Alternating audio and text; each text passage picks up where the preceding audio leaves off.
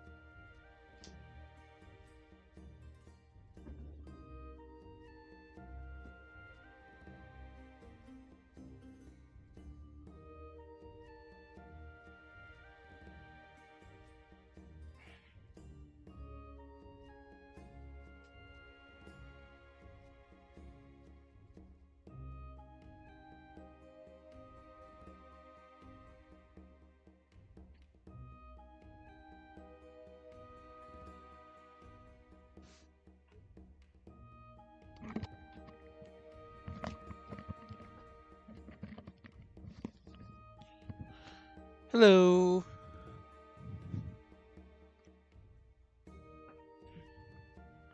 How is everybody?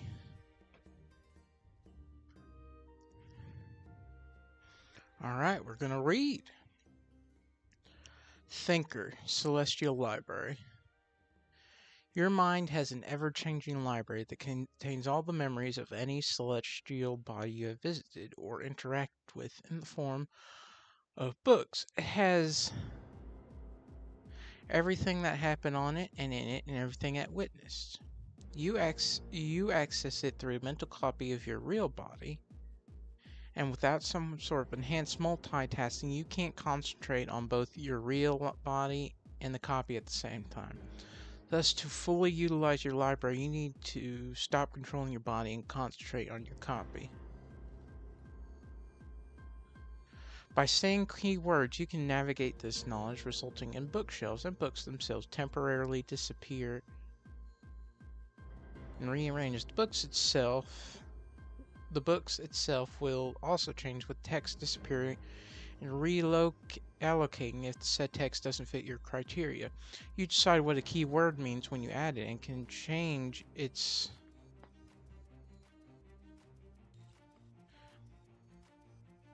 meaning later. What this means is that, for example, it cannot contain integrity in its synonyms, and integrity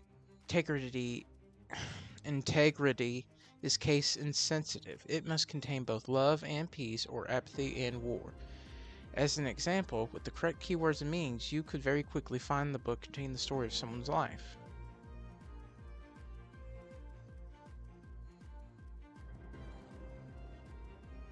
Celestial concubines, obsession of the celestial spheres. You gain the attention and love of any celestial body your celestial library has a connection with, though it means less than the one your main planet has for you. From Earth to the Moon, to even comets, and any celestial body will favor you as long as you visit or interact with them once. I don't get this. Striker Trump. Bleeding Heart. You have now gained the ability to induce continuous bleeding in almost anything. When you inflict an opening on an entity, you can decide which aspect of that entity will bleed. It can be as tangible as blood, bones, or organs, or as intangible as their very essence. You can drain their strength, agility, intelligence, charisma, or wisdom, etc. Any attribute is fair game, but you cannot drain their life directly. It has to be one aspect that makes the entire whole. The rate of depletion depends entirely on the target and the chosen stat. Draining a normal human's fully out of their strength might take mere seconds, while sapping the power of a superhuman giant could require minutes or even hours. Regardless of the time, the victim weakens steadily in that stat, with every passing moment as the bleeding persists. When a chosen attribute is fully depleted, the outcome varies. Vital aspects such as blood or organs lead to death. Draining intelligence could leave them a mindless husk, while depleting strength might render them utterly paralyzed. The consequences are as diverse as the attributes you choose to bleed. You can only deplete 3 aspects at a time, but you control when to stop the bleeding. To restart or target a new attribute, you must inflict another opening on the target. Alright. Orbital Downpour. Reflecting the most popular tactic sci-fi has for planetary invasion, you can orbitally bombard areas of several kilometers, no more than 10 feet, with a variety of exotic blaster effects. Ranging from maser, microwave amplification by simulated emission of radiation, orbital beam, to orbital barrages made from MCE's magnetocaloric effect. What the hell is that? Magnetocaloric effect describes the phenomena where a material's temperature changes when a magnetic field is applied or removed. Alright. And a few examples potent enough to glass the area. And those are tame examples of your repertoire. To name the more effective of the bunch, you can choose matter annihilating beams, damsel, dimensional shunting beams, scrub, or smaller orbs that explode with sufficient kinetic energy and plasmatic force to level building or lower Endbringer layers, flashbang. Anything achievable by hosts with blaster powers within a cycle and more. To accomplish this, you passively generate orbs of differentiated energy at low orbit.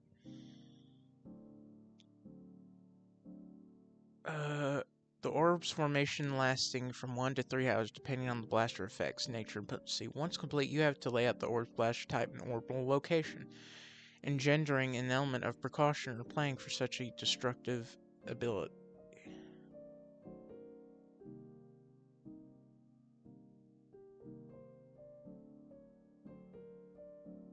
Damn.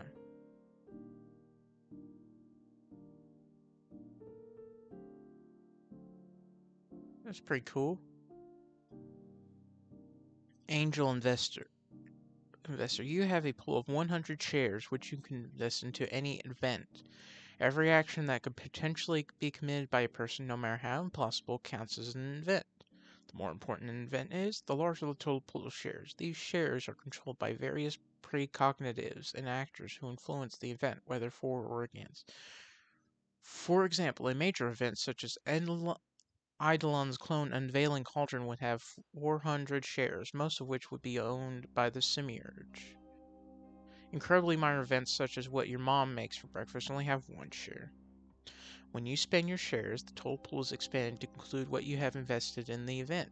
The larger stake you have, the greater control you gain over the event. For example, if you had a 30% stake, you would gain knowledge regarding the various individuals needed to cause the event, as well as how to manipulate them to do so. If you have a majority share, 50%, you can control some specifics about the event, such as making an Alexandria clone reveal Cauldron rather than Eidolon. The more shares you have in an event, the harder it is for other precogs to detect and influence things related to that event. If an event happens exactly as you plan it, your maximum capacity of shares seems to increase by 10% of the total pool of shares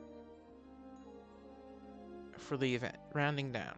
If an event does not occur or occurs in a way different from what you expected, you could lower your maximum capacity of shares depending on the degree to which the event differed from your predictions. You can purchase shares in an event from other precognitives in exchange for shares in other events, if they are willing. You can do so at any mutually agreed ratio. However, you can also forcefully purchase their shares in an event at a 3-to-1 ratio. You can also sell your shares to other precogs in exchange for shares they have in another event, but cannot do so forcefully.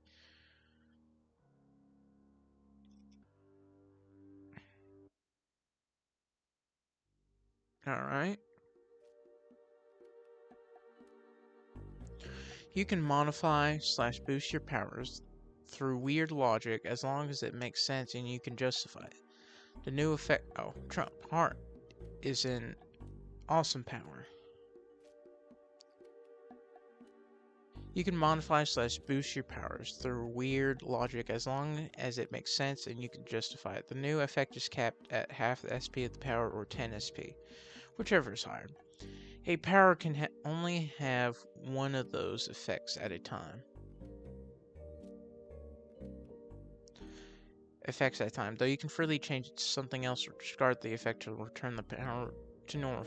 You could, for example, bypass the mana limit on your water manipulation power by thinking that you should logically be able to manipulate someone's blood because water is water. Or you can interpret the capacity to manipulate fire as the manipulation of heat itself and thus be able to freeze stuff by removing their heat. Sonder. Some say Psychic Cape's impossibility is down to requiring a higher processing and storage human brains can't afford or aren't capable of sustaining. Still, knowing the other side of the story and being familiar with Parahuman's power's true source, boasting all requisites, who's to stop them from playing by said rules? Now you're looking at the answer. Initially, over a couple of weeks, you'll be increasingly aware of a mental switch, allowing you to peer into others' surface thoughts when touching them. It'll manifest as a minor form of tactile telepathy, with a connection brutal enough to just glaze at visual, auditory, and mental surface thoughts. Processing on further into a mindscape strains one's brain to the point of headaches and potential aneurysms. Despite this, your shard's development window results in your power's absurd growth rate. During your power study practice for a few weeks, you'll wind up sensing and interpreting the emotions and thoughts of others at arm's length, and outright speaking or broadcasting your thoughts to other people until a serviceable amount of control over the mindscape of whoever else is to sift through their knowledge or transmit information to anyone nearby. A month passes and animals start pinging off your power while they process the world differently. You parse their mental makeup well enough to communicate with them subconsciously. Ultimately, you'll have full access and control to any mind, sapient or non-sapient, usually manifesting through peering into another's mindscape or psyche. Your power's versatility grows apace with your potency to the point of extracting or scouring information from others. Common master tactics such as manipulating thoughts, ideas, dreams, emotions, and memories to profoundly warp their minds for them be utterly different from who they were before, creating hallucinations/illusions through hotwiring regions of the brain, leaving a bug to monitor anyone over long distances or other functions. Create and dispel mental images/tags capable of mastering stranger flexible effects all over your vicinity, up to fashioning anti-master stranger countermeasures. And that's simply scratching the surface. This is best described as a comprehensive administration of psychological and neural aspects of host species. You most of all. This translates to direct and total control of your mental structure, from altering one's wiring and functions of your brain to managing your emotions, sensations, and perceptions, consciousness, memories, and personality through your mindscape, effectively turning your mind into a customizable part of yourself. An infinite multitasking aspect is given for this power's functionality.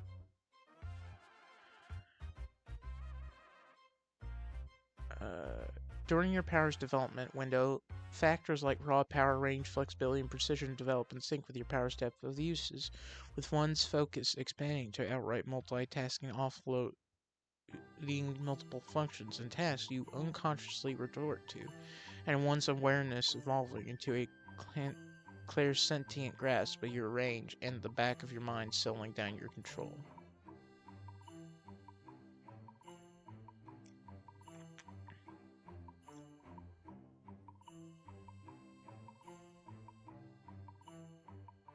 Machine powered. Your mindscape is now divided into two endless layers, and you can freely switch your mental self between them. The first layer is a workshop that adapts based on what you can make. It gives you basic equipment you need to tinker, storage space, and test in a testing area. The equipment is truly basic. If you want better equipment, you must make it yourself. The storage space changes and expands based on what you are storing. You may find weapon racks within it if you can make guns, or a garage for a tinker specialty in vehicles. The testing area too changes based on what you are testing, like a target practice for your weaponry or an open sky for your jetpack. The second layer is filled with towering piles of junk that adapts based on what you can make. You can scavenge this place for materials to make things within your workshop. Of course, the quality of the material varies. Sometimes you may be lucky and find something in perfect condition, but more often than not, it will be all damaged goods. You gain powers based on things made within your workshop. Those powers work similarly to said creations. Same way your creations affect your powers affect your creations. Of course, not all of your creations will be able to give you a power, but most will. As an example, a laser gun that can continuously fire for 3 seconds before you need to stop due to it overheating, and that can do this 10 times before the battery is spent, will produce a similar blaster power that originates from your hand that will cause your hands to burn up and use the energy from the laser gun as fuel. It would be accompanied with a mental catalog of all batteries that can be used on the laser gun and awareness of how full they are, with you needing to manually reload the laser gun to be able to use your blaster power. Real scrapyard junk. Required shaker/tinker scrapyard. Your two scrapyard simulation powers have fused, allowing you to use a Tinker Creation as a normal power or summon it as a whole object. The two simulations also have greater powers, allowing them to give higher quality scrap more often, though you still have to find them. Your tech tree access with Scrapyard is also boosted, being a little more along the line of Tinker, Research and Development, with the drawback of it being only usable in this simulation.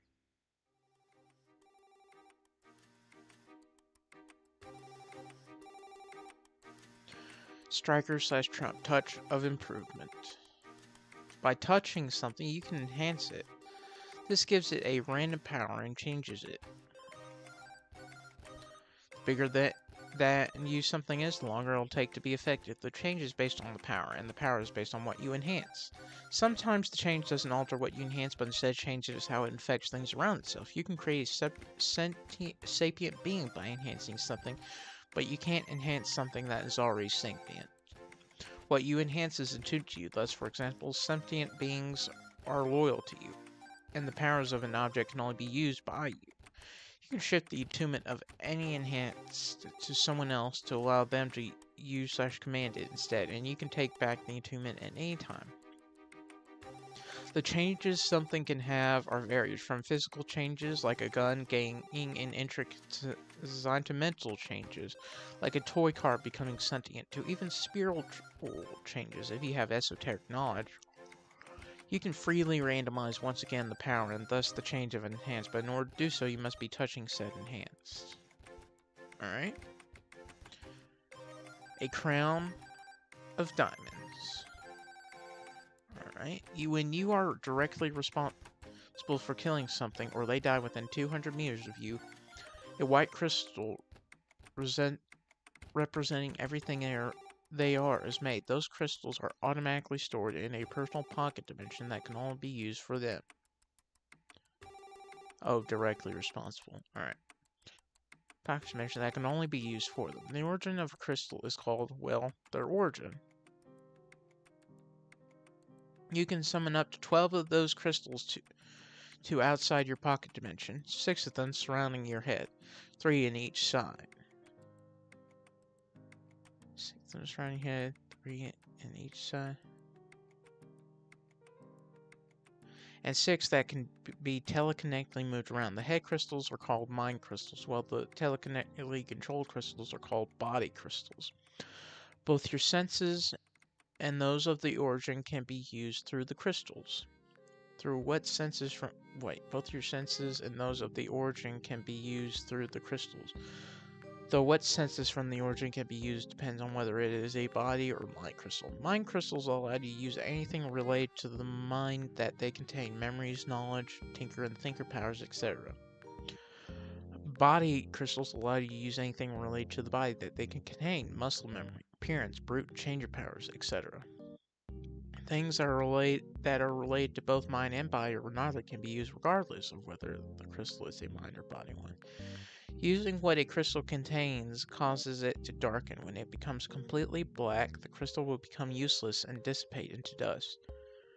Duration depends on what is being used, but even the heaviest of usages would still yield a minimum of 1 hour of constant use unless you keep spamming your capacity to restore/remove.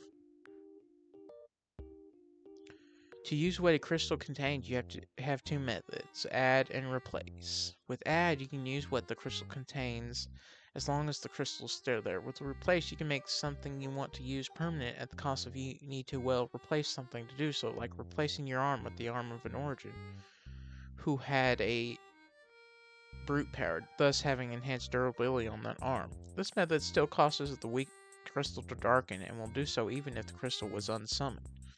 You can return and place parts back to normal, though. Obviously, you'll lose the benefit you replaced them for in the first place. Those crystals can assume a single mundane property. Can't be a property that will allow you to bypass the volume from origin and share it with all the other summoned crystals. So, for example, if you set durability, the crystal would have the combined durability of everything the origin has and had: cells, armor, clothing, weapons, etc. You can alter the volume of those crystals and reshape them. This process is slowed down or accelerated depending on their properties. Their minimum volume is that of a marble, and their maximum is that of whoever they came from. Lastly, you can use what the origin from your crystals had to restore yourself from what they did/don't have to remove something from you. So you could, for example, regenerate a limb or remove a thinker headache. Unlike using what a crystal contains for other things like powers, doing this not only results in significant darkening every time it's used, but said darkening happens on all summon crystals it's connected to, meaning if you restored a body part, all body crystals would darken. If you cure your thinker headache, all mind crystals would be darkened.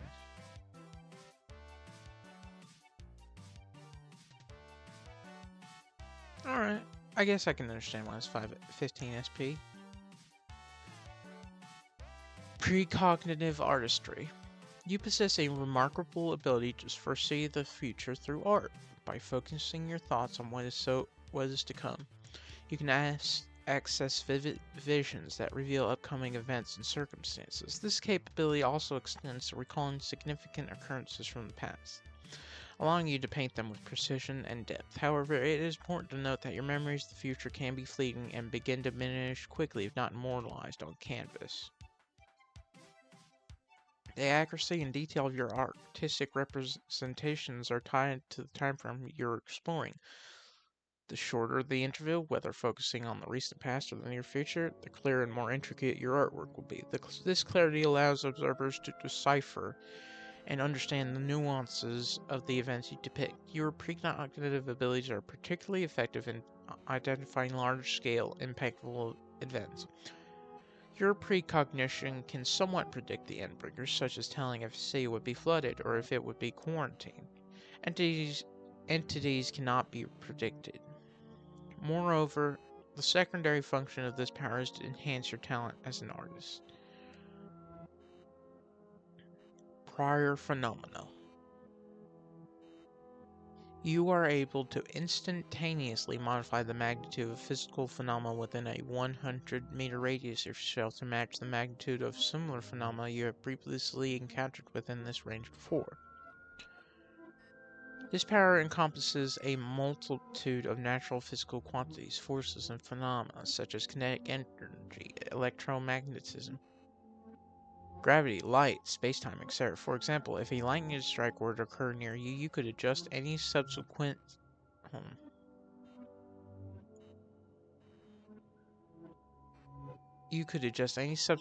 electrical discharge within your range to match the intensity and power of that strike.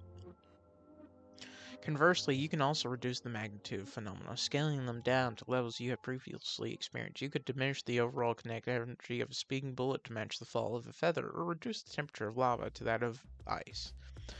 Your influence extends to parahuman abilities, albeit with limitations. If you observed a pyrokinetic producing flames that melt steel, you could adjust the intensity of another parahuman's fire to match. However, due to the immense variety of powers, you cannot alter those with notably different mechanisms of function and effect. To support this power, you have a perfect mental recall of all phenomena you have encountered, along with a complete awareness of all the current phenomena within your range, enabling you to alter them with ease instinctively. This power is man-limited and does not work with overly esoteric or conceptual phenomena.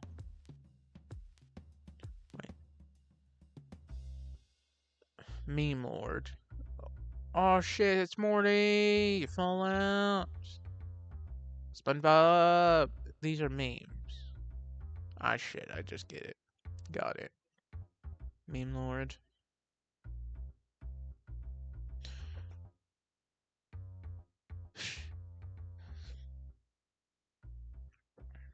You will be giving a vast repository memes, as in amusing images or jokes, not cultural ideas/concepts that spread.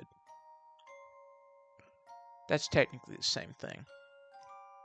Coming from various sources, such as some being from the internet, some fabricated by your shard based off your personal preference, and some taken from previous cycles and adapted to fit the current one. You also have been given a perfect recollection of this ever-growing collection of memes in your head. What's so powerful about them? Your ability to recreate them and produce various effects based on the meme being recreated. Wait, what? Prefix collection.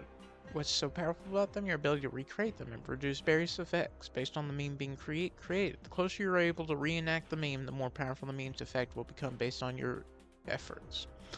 The popularity of a meme also affects the potency of the effect. An inside joke known only to a few hundred people wouldn't fare much better, but a worldwide classic would be able to hit well above their weight class, so to speak. Your power is capable of producing secondary effects to assist in recreating these memes, such as producing a temporary changer effect that transforms you into a monster, or a master effect on a designated target to play an essential character in the meme. These secondary effects do not contribute to the potency of the primary effect, but having them would happen outside of your power's influence would. If a meme you reenact creates an effect that would realistically harm you, such as using a meme that ends in a massive explosion, then so long as you explicitly being harmed isn't an essential part of the source material, you will be immune to any damage that comes from them. If you produce an effect that persists after usage for a time, such as a mover effect that makes you dodge any attack coming your way, or changer effect that rapidly ages you, you may cancel the effect or revert the changes made whenever you wish. There are a few limits to this power. Firstly, you cannot produce effects that, at their base level, without the boost from popularity, do anything more powerful than city level. You cannot produce effects that, at their base level, without the boost from city level. However that applies. Attempting to do so will either have the effect be downsized, conform to this limit, or nothing happens at all, leaving you looking like a massive idiot. Secondly, you cannot recreate two memes at the same time, and producing too many effects in a short time frame will stress out your body and exhaust you. Finally, for a meme to be able to be recreated, they must be known by at least 100 people in the world, excluding yourself. Attempting this when not meeting this condition will have nothing happen, similar to the first limit.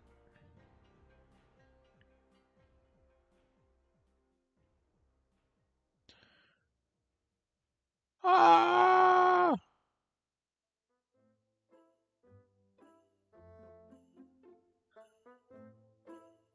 I don't know what some of these would do as a power. That's an interesting power, but it's just, I can't. Team Joe. What the hell? It's not what you think. You're actually an entity summoner based on said team. Wait, what?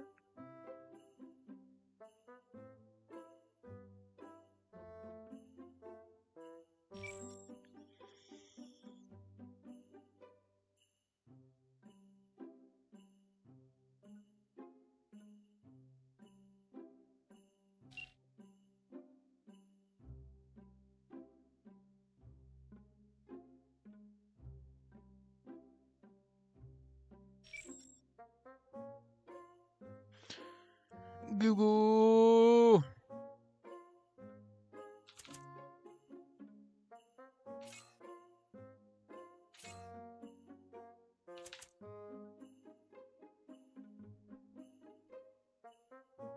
There we go.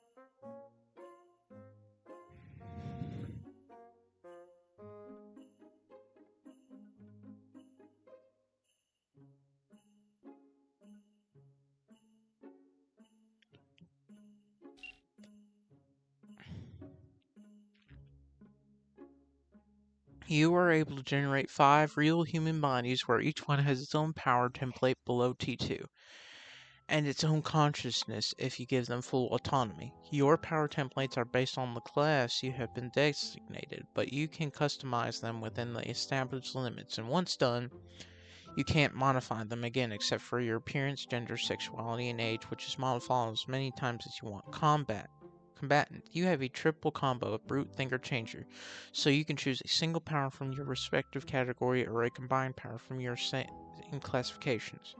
You have a personality of being someone who never gives up and is mute, so you tend to communicate with people through sign language, and you are always someone who keeps your promises, as long as the promise doesn't endanger your creator and his interests.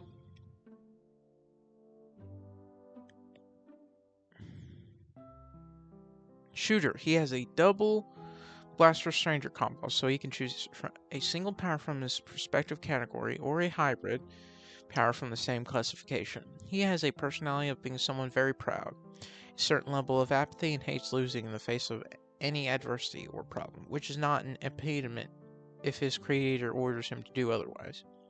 Technician. He has a single 3-branch tinker power, so he can choose 3 specialties.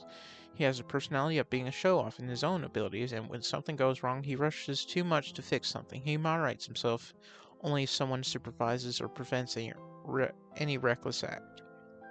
Bomber. He has a double mover shaker combo, so he can choose a single power from his respective category or a hybrid power from the same classification.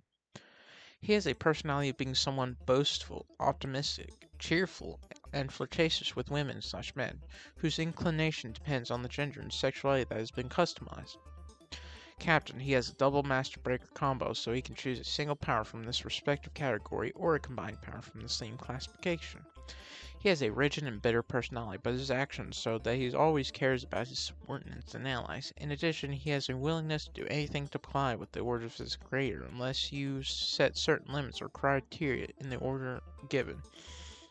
Keep in mind that these bodies can be controlled directly by supporting your abilities as a master. That is, you are not only limited to giving orders, you can also possess them, or simply act as a passenger within their mind. What was the one with unlimited multitasking?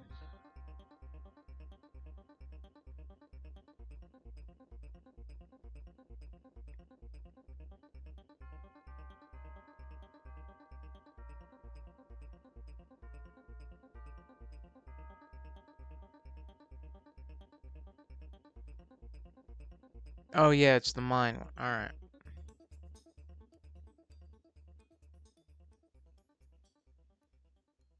Alright, you have a level of multitasking that is limited to the number of summon bodies. For each summon body, the range that can move away from its creator is 100 meters before it begins to have a lifespan of 24 hours if it goes beyond the established range. The captain's powers do not affect this range of operation.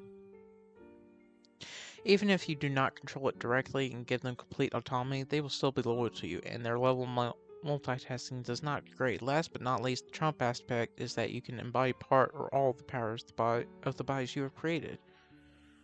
Okay, cool. Alright. Fissures. Your shard works as a peculiar tool, fending off the regions entities dare not tread. Earth or universe is not interactable nor usable for their cycle. Soft lock in a one-way street. These Earths or universes contain such horrors or anomalies entities maintain a wide berth between. Hold on.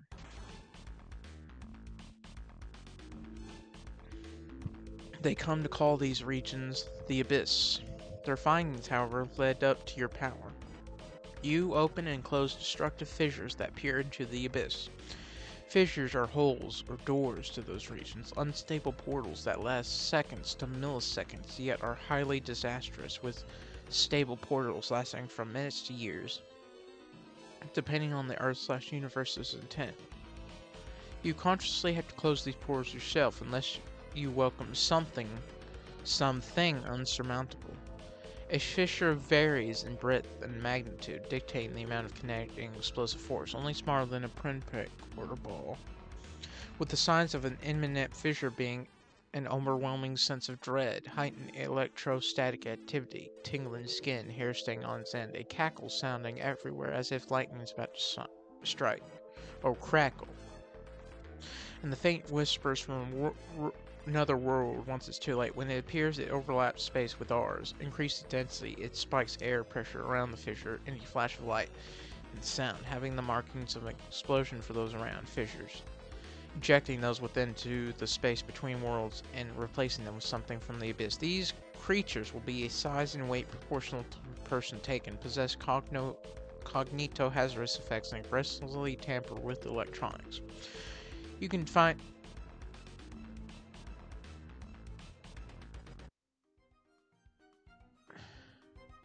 Hold on.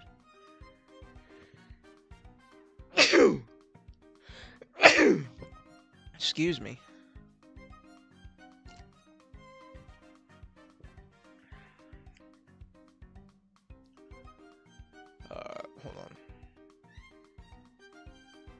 You can tune the duration and stability of your features, automatically control what pops in them. Using this power is a careful line you do not cross, for things in the abyss want to reach out.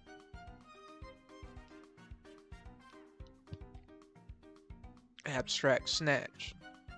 Your power integrates Scrub's matter shunting ability, blasting your features for an explosive burst that uncontrollably brings over anomalous material from the abyss, being intensively incompatible with normal physical reality, causing a matter deletion domino effect as a consequence. Eradication. Damsel Distress. Your power integrates Damsel Distress matter annihilation to expand your fissure's breadth and magnitude, capable of being the size of a house or a nuclear payload.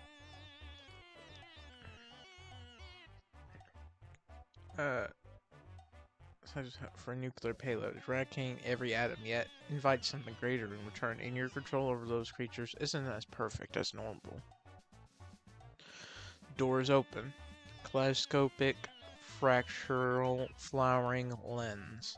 You're now a living fissure, a gateway to the horrors of the multiverse that entities tried to imprison to no avail. Your breaker state now refracts and fractures reality destructively, manifesting the worst possibilities in never-before horrific dimensions you're transformed into, causing several boons for what it's worth. You can teleport via the abyss as long as you understand the time and place of where you end up, first passing through one of the abyss Earth at the same space-time placement you wish to go, with the option of creating the fissure's characteristic after effects, as you are a living door for the abyss. You might invite creature and life forms from these dimensions, using your breaker state as a gateway, while also somewhat able to mash them into submission for layer control and banishment. It also acts defensively. Anything that harms you, the abyss responds in kind. For example, the explosive yields of missiles and artillery are absorbed into the abyss and are then expelled in exotic radioactive shockwaves. Anyone reaching your gaping doorway will be pulled through the abyss phenomenon to be either irreparably damaged or never be seen again.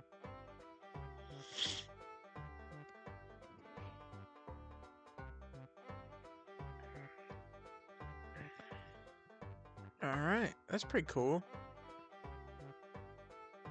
Dangerous. Kaleidoscopic fractal flowering lens.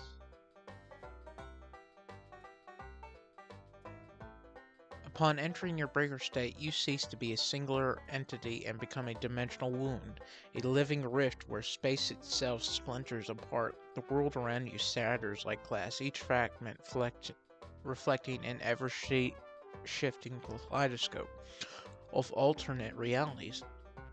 As its structure bends and unravels in your presence, any force directed at you, be it physical, energetic, or otherwise, is absorbed and multiplied and violently expelled in unpredictable directions. The way this manifests depends on whether the object passing through is inanimate or living.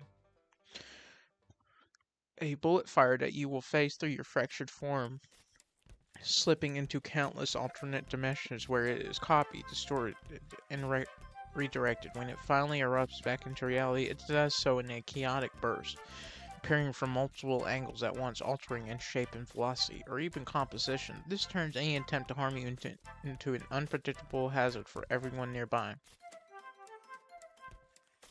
However, a living being that attempts to touch or strike you suffers something far worse. The moment their limb enters your fractured existence, it is pulled into the chaotic tides of divergent realities. For an instant, or what feels like an eternity, it exists everywhere at once, experiencing the countless environments and forces of those splintered worlds. When it re-emerges into your anchored reality, it does so violently, splitting into a bloom of fractured limbs, temporary echoes of itself extending from your dimensional wound, all still tethered to the original body. Every sensation these scattered limbs endure, every burn, freeze, crush, or twist, is fed back into the prime self simultaneously. This overwhelming sensory overload leaves them disoriented, their mind drowning in a flood of conflicting experiences. The effect lingers for a week before the echoes fade, but the trauma of enduring countless fragmented realities never truly disappears. If their entire body is forced through you before a part is refracted back, they suffer something even more catastrophic, as their prime self is displaced and flung into a random alternate dimension, while hollow echoes of their form emerge across countless fractured worlds. These are not mere copies, but extensions of the original, all controlled by the same mind. Each one experiences a different reality all at once, their thoughts and senses feeding back to the prime self in a deluge of conflicting input. However, this is not a gift, but a curse, as their mind alone bears the full weight of these experiences, unassisted with no help from their shard, forcing them to live through countless vessels simultaneously. Few can withstand this. Most are left broken, their consciousness traveling under the strain. Unraveling under the strain, and while these echoes dissolve after a week, their original body remains lost in an unknown world with no clear path home. Lastly, this state grants you a unique mastery over light, though not sunlight. Any being that enters your fractured form is refracted, intensified, and then unleashed in a dazzling burst. Unlike everything else that passes through you, you alone dictate where these beams emerge, allowing you to shape them with precision. Even the faint glow of a weak flashlight can be twisted into a deadly weapon, its scattered rays striking with enough force to shatter stone.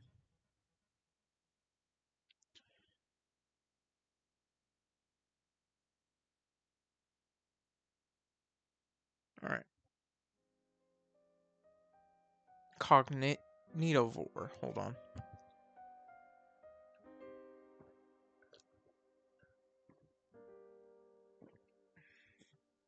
Alright.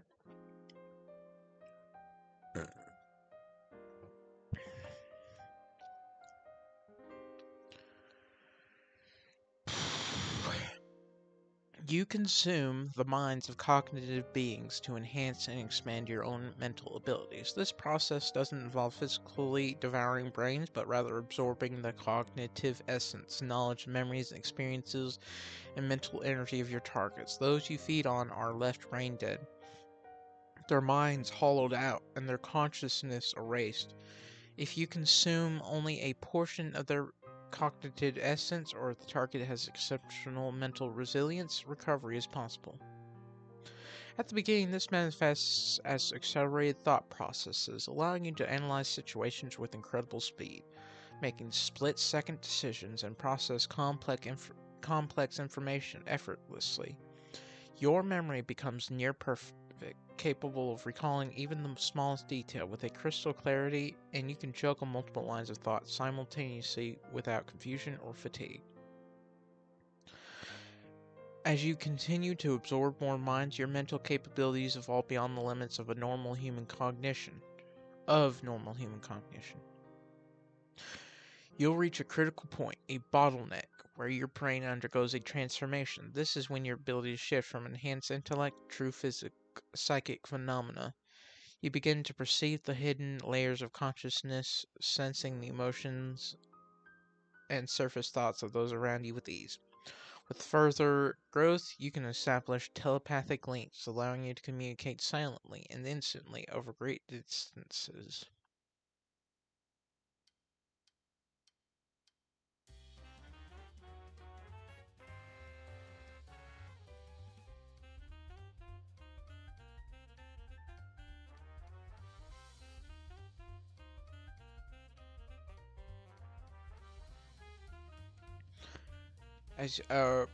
You begin to perceive hidden layers of consciousness, sensing the emotions and surface thoughts of those around you with ease. With further growth, you can establish telepathic links, allowing you to communicate silently and instantly over great distances. Eventually, your mind's influence extends beyond thought alone. You can develop telekinetic abilities, enabling you to move, manipulate, or even crush objects with sheer willpower. The more cognitive energy you consume, the stronger these powers become, potentially allowing you to reshape your environment, control multiple objects at once, and exert influence over both minds and matter. Going Hollow, Emotovore. You cannot consume not just thoughts and emotions, but the fragile threads that bind them. Wait.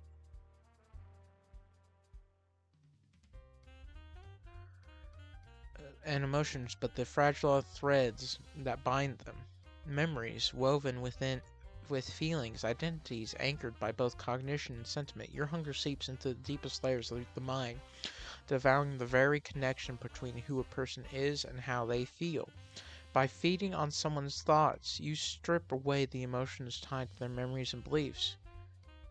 Conversely, draining intense emotions allows you to unravel the cognitive structure built around them. This creates a vicious feedback loop. Erasing one weakens the other until nothing remains. Victims of your hunger aren't left as simply empty shells. They become hollow, brain-dead, mindless husks with active bodies, entirely under your control.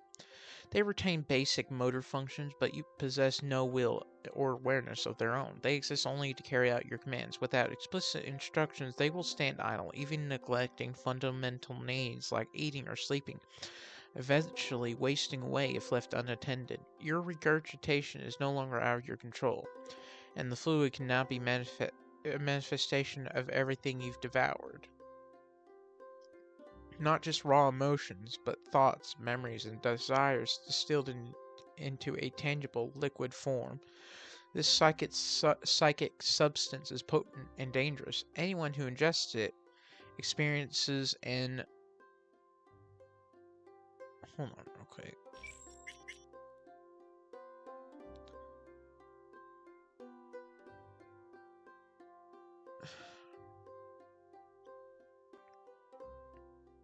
Okay, good.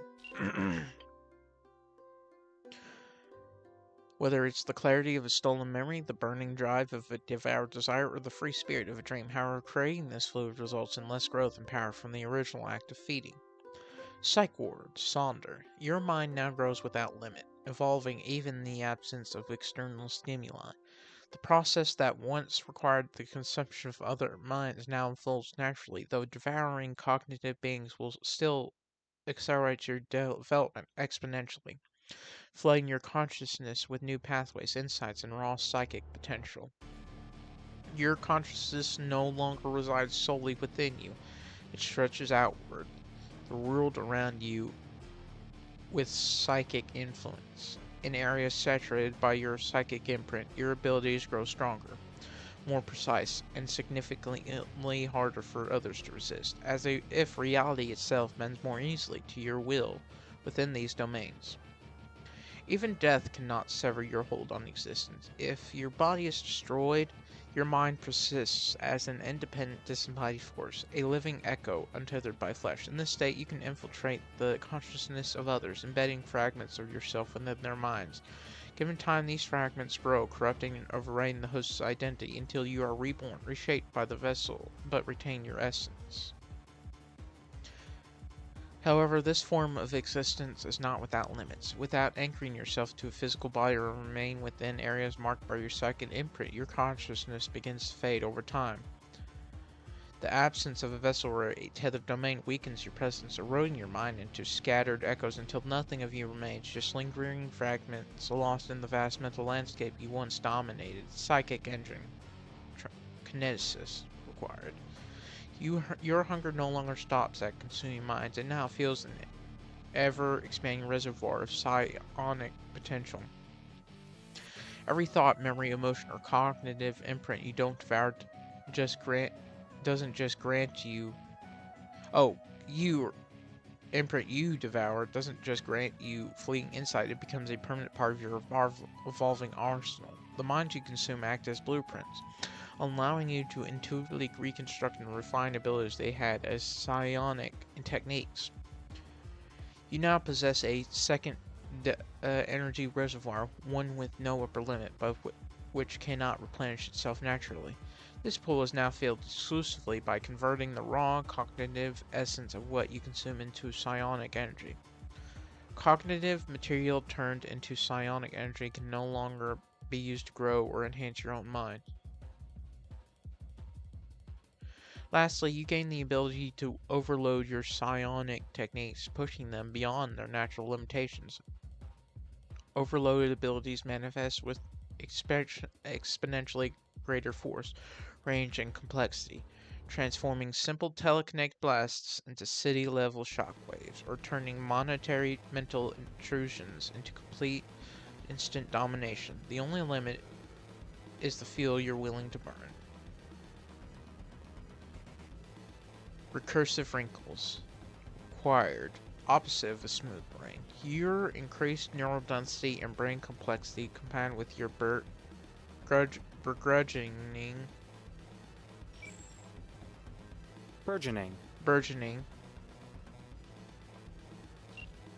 psychic prowess, qualitatively enhancing all effects cognitive can produce.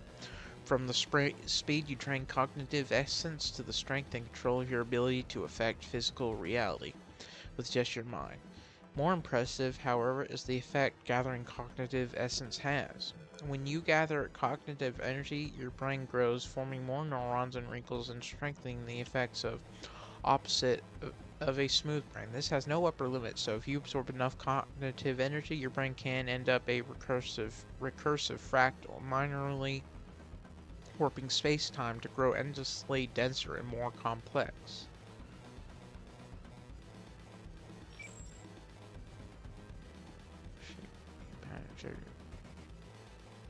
So like that, I guess.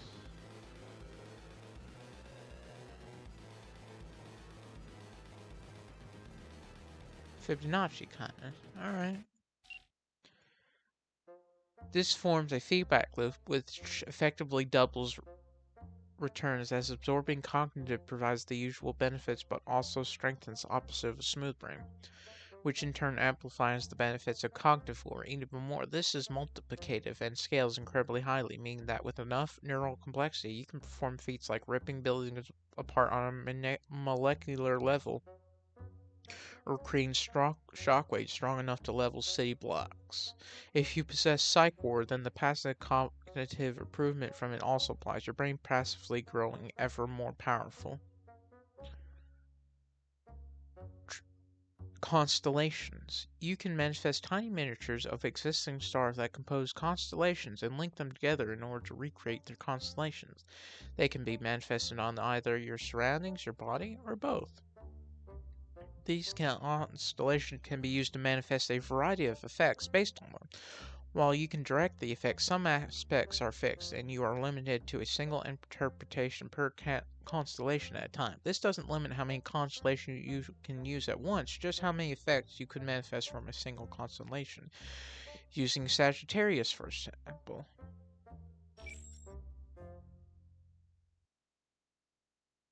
Alright. You could shoot normal arrows that hit exactly where you want to, or instead shoot arrows made of boiling water, basing it on the teapot esotericism that can be found in constellation. Wait, what? Format creating a drink that resembles a teapot. Alright.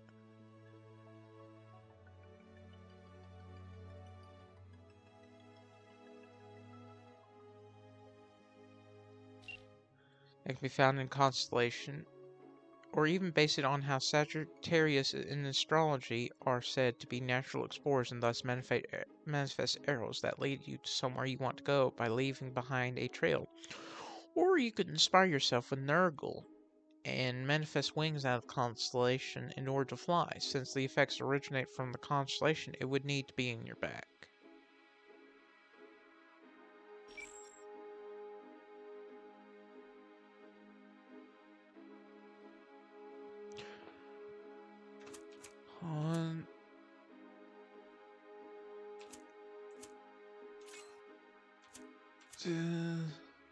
Constellation.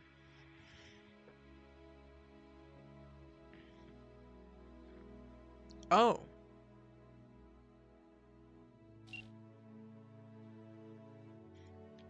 Wings, alright. Actually, hold on.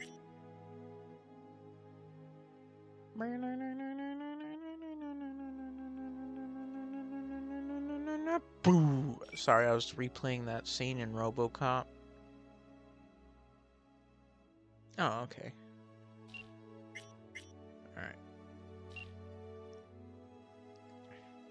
As might be obvious by now, without implying symbolism or knowing their composition, your stars will be nothing but pretty lights. With 88 constellations to draw power from and countless ways to interpret them, you have gained a very versatile ability. You might end up becoming obsessed with the stars, but hey, that's a small price to pay for power. No, if you are in a place where none of the 88 constellations exist in order to learn them, your chart will slowly drip feed you knowledge about them in order to allow you to use your power and will also allow you to use the local equivalent of the constellations.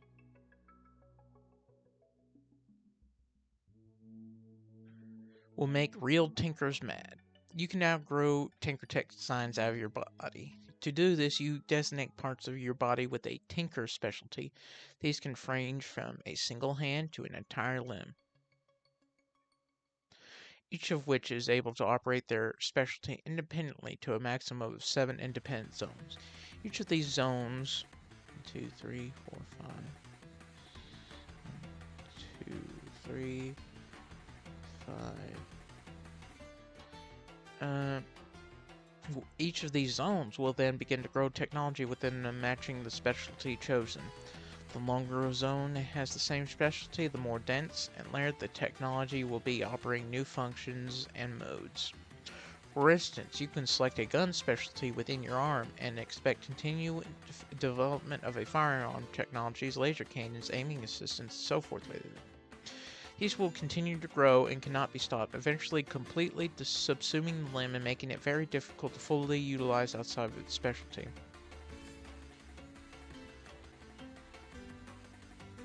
Changing the specialty causes the non-relevant technology within the zone to jettison itself from your body, your flesh quickly regenerating around where it was. Any of this technology is treated as a regular, if damaged, Tinkertech, and is unlikely to be useful unless repaired or reattached with an appropriate specialty. Any technology that fits within this new specialty can remain. Those stringent links will cause loss of efficiency within those pieces. Now clusters hate you too. Required neg entropy or shardless. Your zones no longer have a size or numerical limit, allowing you to produce densely packed clusters of technology with numerous specialties, each newly capable of overlapping with each other, building upon each other's specialty within their zone's overlap. My power does the work shopping for me. Bag of holding. Now, instead of having the Tinkertech appendage fall off in the case of incompatible specialties, you can instead shunt off the old one entirely into another space. It will continue to improve in this ghostly dimension focused on its original specialty. You can freely swap the ones stored in this dimension to become your current one. Note that while the technology is stored in this dimension, they do not affect your current body at all. Man, that's cool. It's a pretty cool one.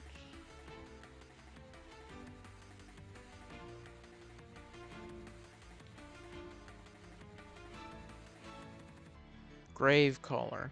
Ooh, what's that? You gain the ability to revive beings who died, but you only need to spend a special energy to do so, which you only gain by killing other sentient beings and burying them in the ground. While you have to personally bury the corpses, you can kill by indirect methods like paying others to kill for you or spreading diseases. The amount of energy gained depends on the fame and reputation they obtained during their lives. So killing a famous hero or celebrity would net you enough energy to revive several non-remarkable people.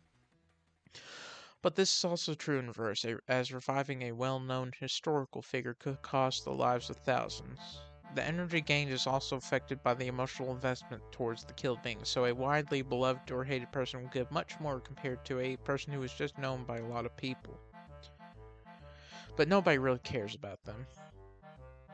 The revived beings will always be perfectly loyal and servile towards you, and they are mastered in a way where their personality will morph to gain an overwhelming respect and gratitude towards you for being revived, making their new purpose in life to serve you. The revived will always return to the form and age they were most famous for. If you are shardless / negentropic, then those who are revived will be affected by their reputation, gaining minor powers in line with them, or even have their original power boosted and or changed in minor ways to fit their history. Finally, if you have homecoming, it becomes possible to revive dead fictional beings by reaching into a universe, but their cost will be calculated based on their fame in their original setting.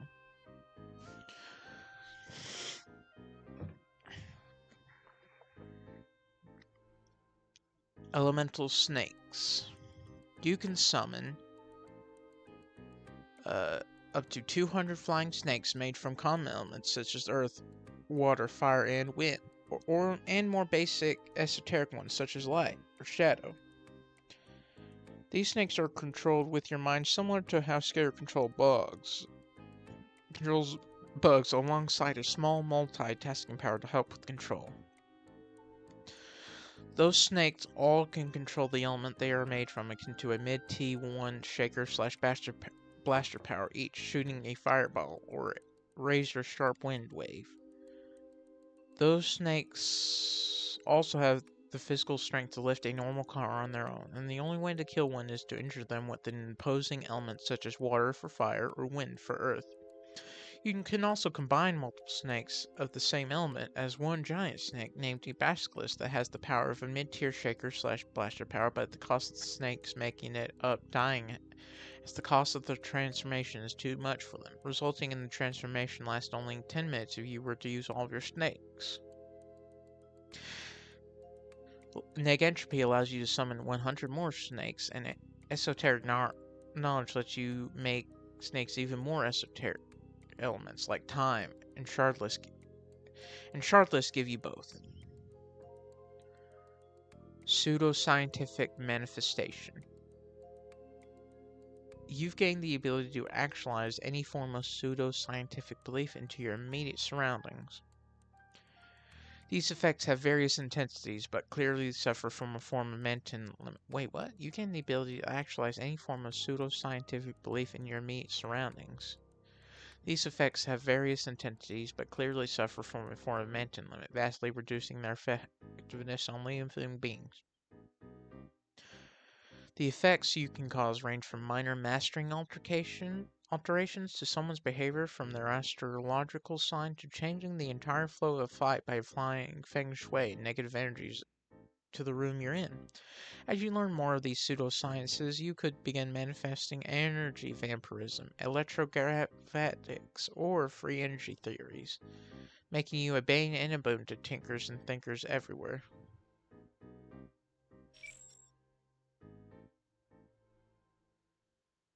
For standard gravity mass often involving high voltage electrical fields.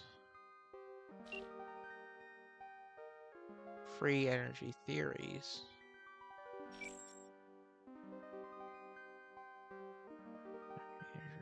Said they describe how living systems, including the brain, minimize the quality called free.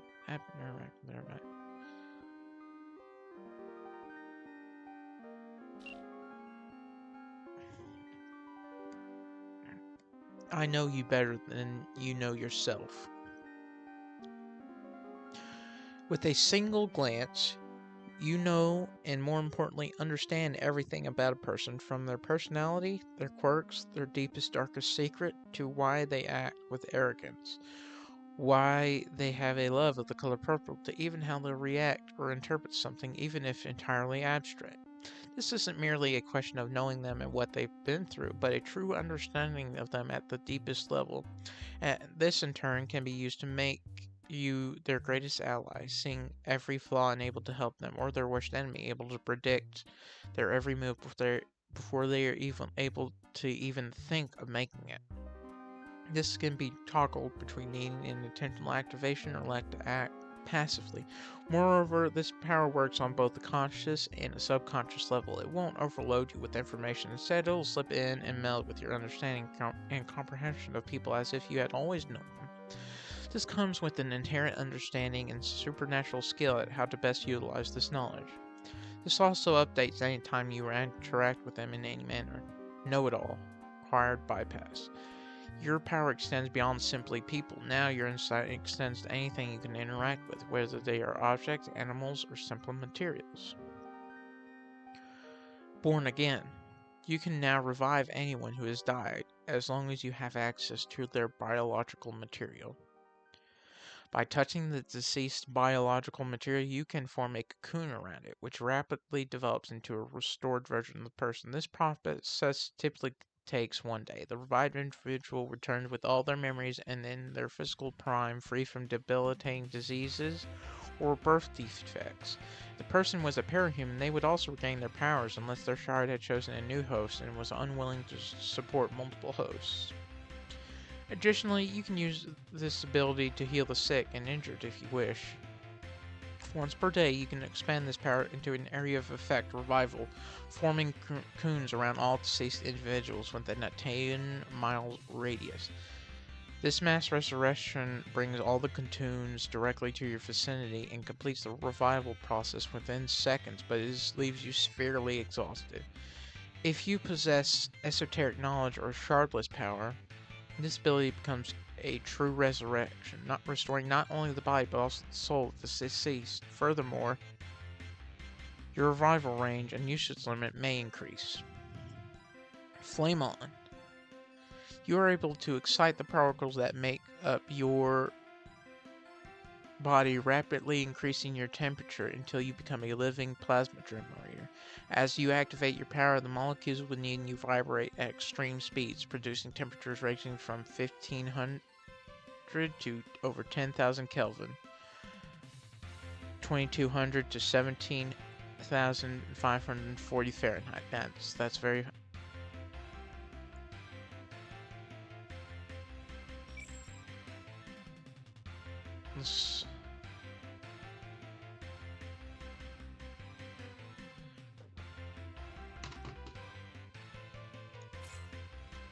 how hot is the surface of the sun? Surface.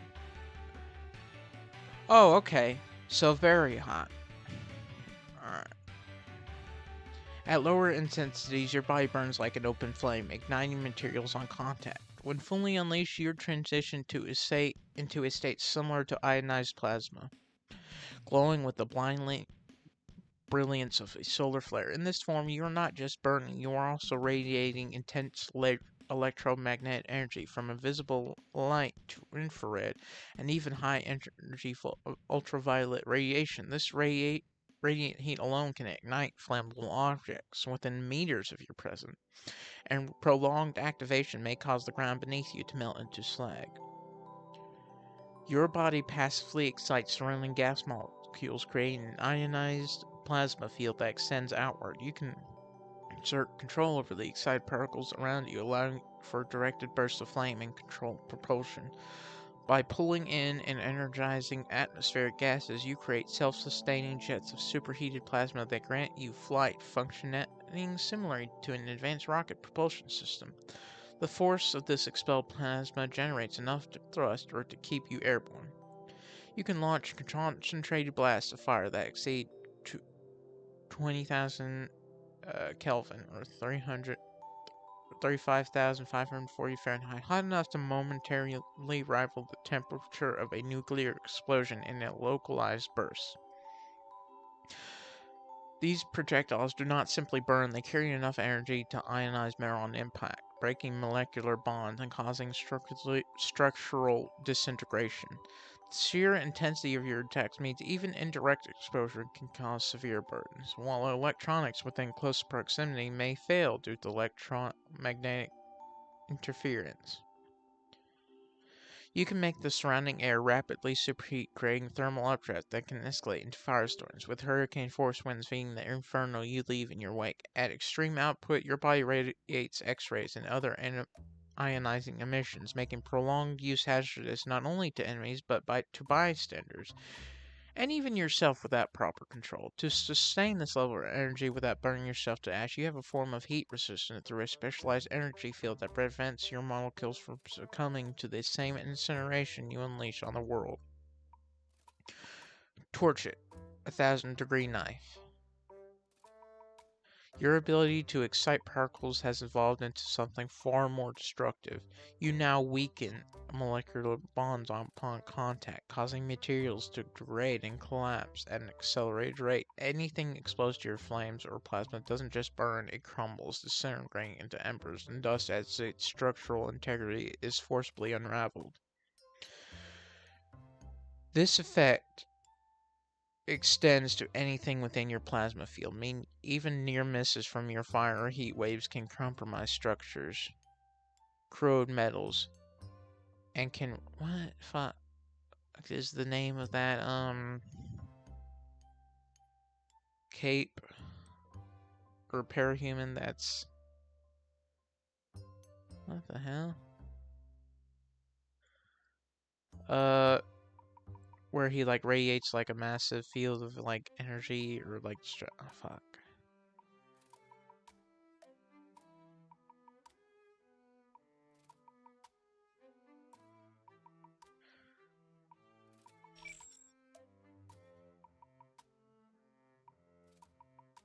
Huh. A class threats. S continues class.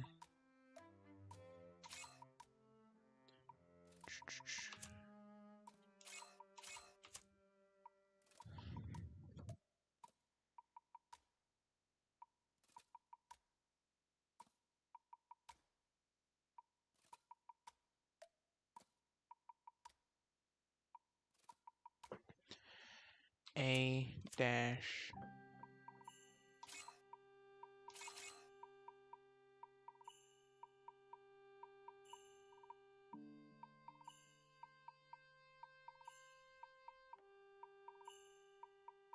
oh Ashby. That's him. Alright, Ashby's. This affects living beings suffer more than burns. Cellular bonds weaken, flesh loses cohesion, and bones become brittle as their very structure destabilizes. Even flame-resistant or energy-based defenses offer little protection, as your power does not simply destroy through heat, but through fundamental decay. With precision, you can apply this effect selectively, allowing you to cut through armor and obstacles while leaving surrounding areas untouched. However, at full intensity, your power can turn battlefields into wastelands of molten slag and drifting embers, making prolonged engagements hazardous even to yourself. Supernova. Your power no longer merely generates heat, it reshapes the very behavior of excited particles, turning them into catalysts for an unstoppable chain reaction. Whenever you excite matter, it begins to pull in neutral particles while repelling others that are also excited, spreading the reaction outward in a self-sustaining cascade. Each new particle that falls into this state gains the same properties, compounding the effect, increasing the overall energy of the system. The more energy you pour into an event, the further and faster the ignition spreads, allowing you to precisely control whether you are merely igniting a single target or triggering a planet-wide inferno. Given enough power, even the sky is not safe. Entire atmospheres can become a roiling sea of plasma, ionizing in great waves that expand until nothing remains untouched. Unlike normal combustion, this reaction does not rely on fuel or oxygen. It is a fundamental shift in how energy propagates, making even typically inert substances vulnerable to destruction. At its most extreme, this cascading excitation warps physics itself. As the reaction accelerates, highly energized areas give unnatural density, creating pockets of localized gravitational collapse that pull in surrounding mass like a miniature stellar cores.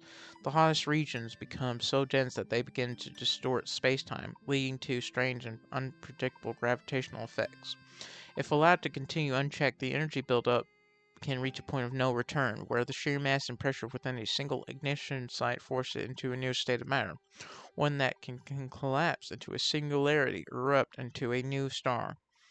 The end result depends on the scale of the reaction and how much control you exert over its growth. However, if you do not have neg entropy, your shard will rapidly exhaust itself and burn out, perhaps even burning itself from your flames. White Hole Incarnate. You have become a thermodynamic singularity, the living embodiment of a white hole. Unlike black holes, which consume matter and energy, you are a constant, inexhaustible eruption of heat and radiation, an unstoppable force pushing outward against the universe itself. At will, you can unleash this power, turning your body into an unrelenting source of energy that expels waves of plasma, electromagnetic radiation, raw heat at levels beyond comprehension. This energy surge does not require fuel, nor does it diminish over time. Matter caught in your presence does not simply burn, it is forcefully disintegrated, pushed apart at the atomic level, expelled from cohesion itself. However, this effect is fully under your control, allowing you to scale the intensity of your emissions and suppress them entirely. When activated, your presence warps the battlefield into a roiling inferno of superheated plasma and gravitational repulsion, making it all but impossible for anything to approach you without being hurled away or obliterated. You can generate incomprehensible thermal pulses and ionizing storms, emitting bursts of gamma rays and X-ray radiation strong enough to scramble electronics, overload sensors, and create luminous, fiery shockwaves visible for miles. You do not simply set fire to your surroundings, you rewrite the flow of energy itself, causing cascading chain reactions that send unstoppable waves of heat and radiation across entire battlefields. At your highest output, your plasma emission burns so intensely that they can be seen from orbit, and the very air itself ignites into expanding sheets of nuclear fire. Unlike natural phenomena, your energy does not diffuse or settle, it only grows, sprouting outward indefinitely unless consciously controlled. The sheer intensity of your output means even distant observers risk exposure to deadly radiation, and prolonged use could transform entire regions into inhospitable wastelands. However, if you do not have neg entropy, your shard will rapidly exhaust itself and burn out, unable to sustain the relentless cosmic blaze that defines your existence. Criminality. Whenever you commit a crime or break a law, your everything is enhanced. Skills, powers, body, and etc. The greater the crime, the bigger the boost, with the severity and context diminishing or increasing said boost. As such, you could gleefully murder an innocent person and receive a 50% boost, or jaywalk and receive a 1% boost. The laws that are used are the ones from wherever you were born and the location you were in. Non-Newtonian force. You can freely violate Newton's third law of motion, which states that for every action force exerted, there is an equal and opposite reaction force. You are capable of reducing or outright negating the reaction force for any force you directly produce. For example, you can casually push your hand through a 2-foot thick metal wall like melted butter, facing no resistance, deliver powerful blows with no recoil, or lift objects far heavier than your body should be capable of simply by reducing the pressure pushing back against you. This is not just limited to kinetic energy, but applies to any physical force you directly exert, whether via your body or your powers. You can unleash unstoppable blaster effects that pierce without losing momentum or move through matter in an electrical breaker form with zero resistance.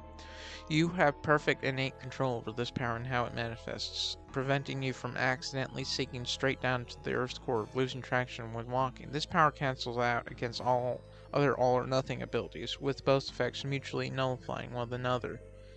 However, this power only applies to the action forces that you directly produce, so any external force inflicted on you will still operate as expected. In essence, your actions are an unstoppable force, but you remain a very movable object. A lot of good ones.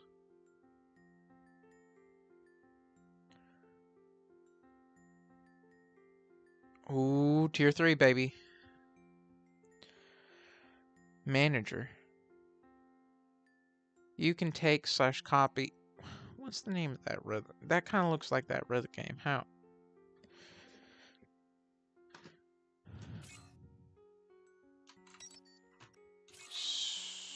Switch rhythm game.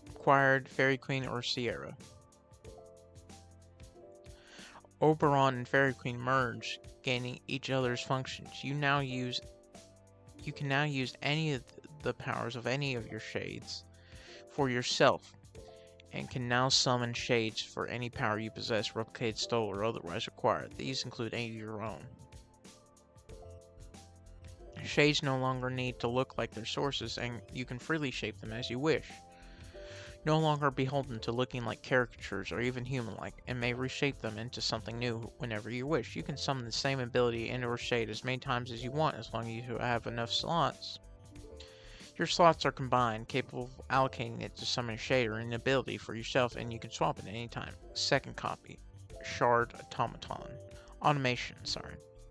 Now your power will catalog any power that you gain through your abilities, whether it being summoned through a power like Eidolon or Paramount, or creating temporary powers such as Elena in any other manner, and a copy of it will be added to Oberon's collection and can be freely expressed through Oberon's slots.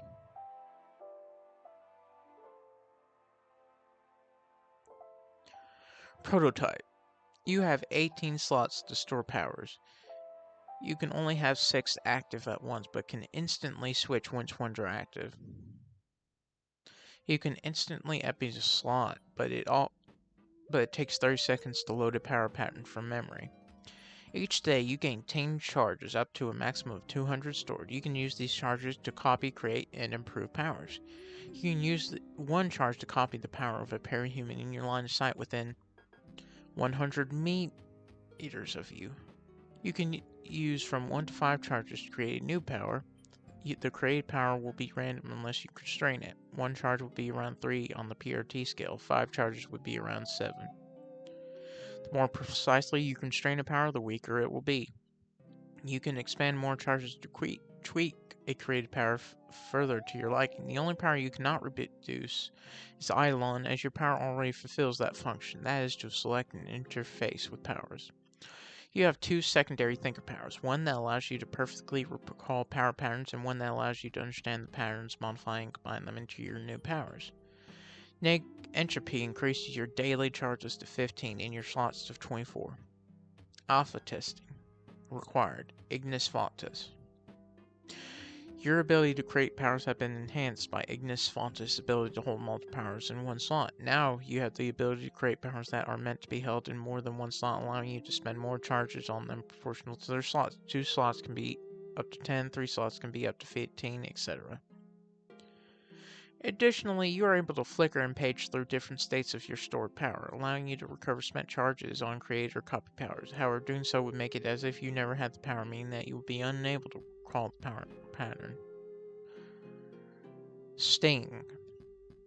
You can infuse anything you touch. Hold on, I'm hungry. I'm getting something to eat.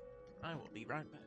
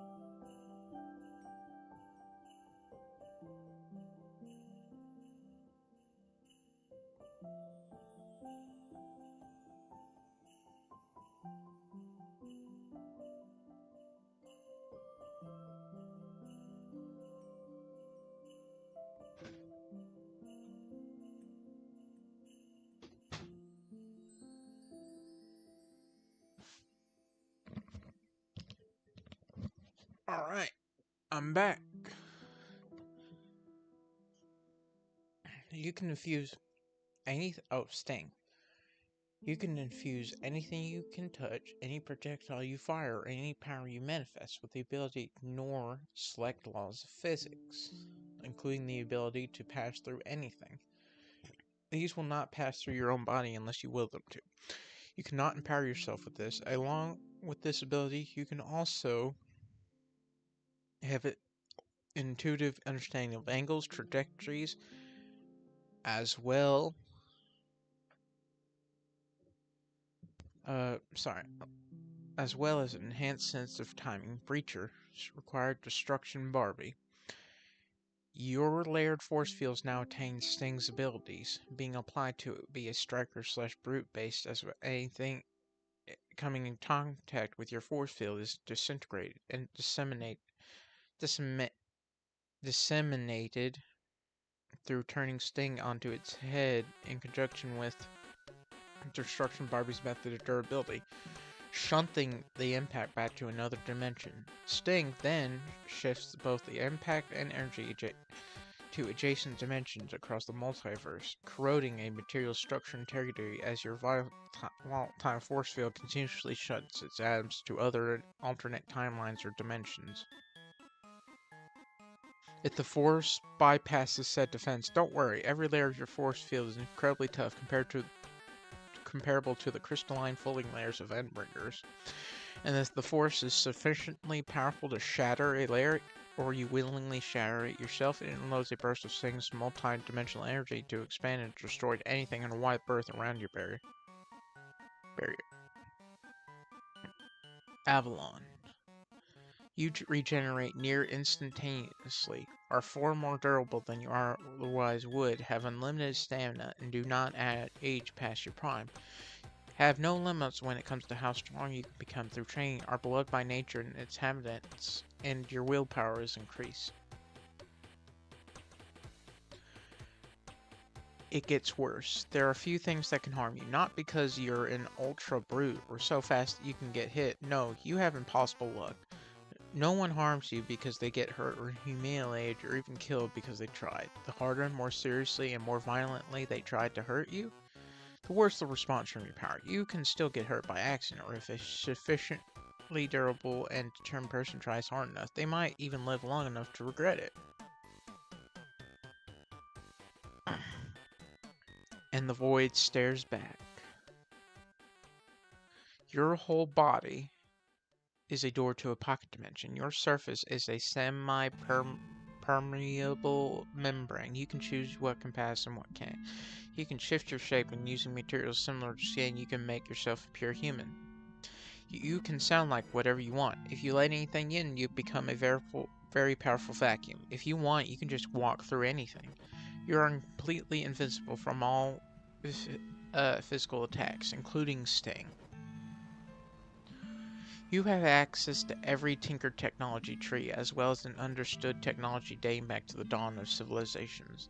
The closer to understood technology your inventions are, the less box blocks they are. This limit can be raised if you study and analyze your own technology, or if a technology you create is reverse engineered and understood by scientists. You can have 3 method specializations: modular, efficiency, etc. 5 broad specializations: lasers, waves, code, vehicles, etc. And 9 narrow specializations: clockwork, automatons, personal equipment, prosthetics, surveillance, etc. At once. It takes a minute to switch between specializations. Note, even if you build a replicator that create items will still be black box and need maintenance. Note, technology levels, your base technology level is based at least on 2010 technology and cannot be lower if you are in a world with a more primitive understanding. Breakthrough required Clark Tech. Despite your shard teeming with technological endeavors that defy comprehension and open new frontiers of scientific insight, its primary function seems to be aiding the discovery of unexplored knowledge that forms the innovative bedrock of science, being the cycle's field tester of technologies and host species' scientific achievements. Still, at its nature of innovation, it doesn't stray far from its origin, being innately limited by its foundations. This is no more or as Clark Tech's inclusion broke those hurdles. Synergizing with Clark Tech, it accelerates the power's research development by leaps and bounds, backed by Clark Tech's cycle breakers, now white box to expose the science of it all, turning into a savant in study, analyzing Clark Tech extremes and the potential it could contain as a basis. There will be no ceiling a tech tree can have while maintaining a full understanding of it. To transgress gravity as a fundamental force in one of your projects, an extraordinary grasp on how it works in the first place is essential. Wouldn't you agree? As a result, the rapid understanding halves Revolution's research time, e.g., taking a month to fully understand and utilize a narrow specialization at its full potential and how to tap into it in unfathomable ways. This, as previously said, opens the chance for white box Clark Tech for wider use without tinkering Tech's weakness. Surely the other host species have discovered near perfect methods for material preservation, haven't they? Vision. You can simulate any scenario you can come up with. Alright. Neural network. You have access to a network of 512 nodes, 768 with negative entropy, that can be used for several purposes. For every 16 unallocated nodes, your thinking speed is increased by 25% additively. Nodes can be used to explore approximately 2.5 petabytes of information.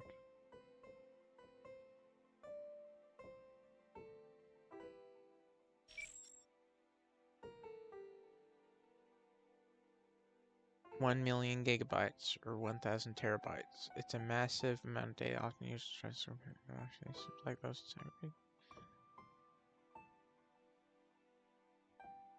So a lot. That of information. This includes memories. One node is sufficient to store a perfect snapshot of your brain. Nodes also be grouped into a module. This allows them to be programmed to perform various functions like keeping track of time, automatically creating a backup of your brain, processing your vision to parse any text and store it in a node, and more. If it can be done with a computer, it can be done with a module. One node has roughly the same processing power as a high-end server. You can also use nodes to create a cluster. This allows them to host thinker powers. Power uses a number of nodes equivalent to the square of its rating. Thinker 2 takes 4 nodes, Thinker 3 takes 9 nodes, and so on. Your maximum rating is 9. The powers can only use information gathered from your own senses, including any power granted senses. Self-rewrite. You have the power to rewrite your own existence. You are able to will yourself to change into another person, have any tier 2 power, and turn yourself into anything. You could will yourself into becoming metal, fire, water, space, time, and anything else you can think of. You are capable of turning yourself into more intelligent, stronger, and faster, all by your will alone. You are able to teleport across the wormverse Earth simply by wanting to be there. And you can retain your consciousness no matter what you transform into. You can only turn into more esoteric things by buying the esoteric knowledge perk or being shardless. You also have only able to go to other multiverses by having homecoming. Favorites lists. Acquired. Brand and Bond. A many-faced titan stretches across your shoulder. Each head of the Hedgehog Canary is a story of who and what you could be. Your library of cells will always possess favorites. Now you can store them with the brand of Bond, adapting them as it does anything else integrated with it.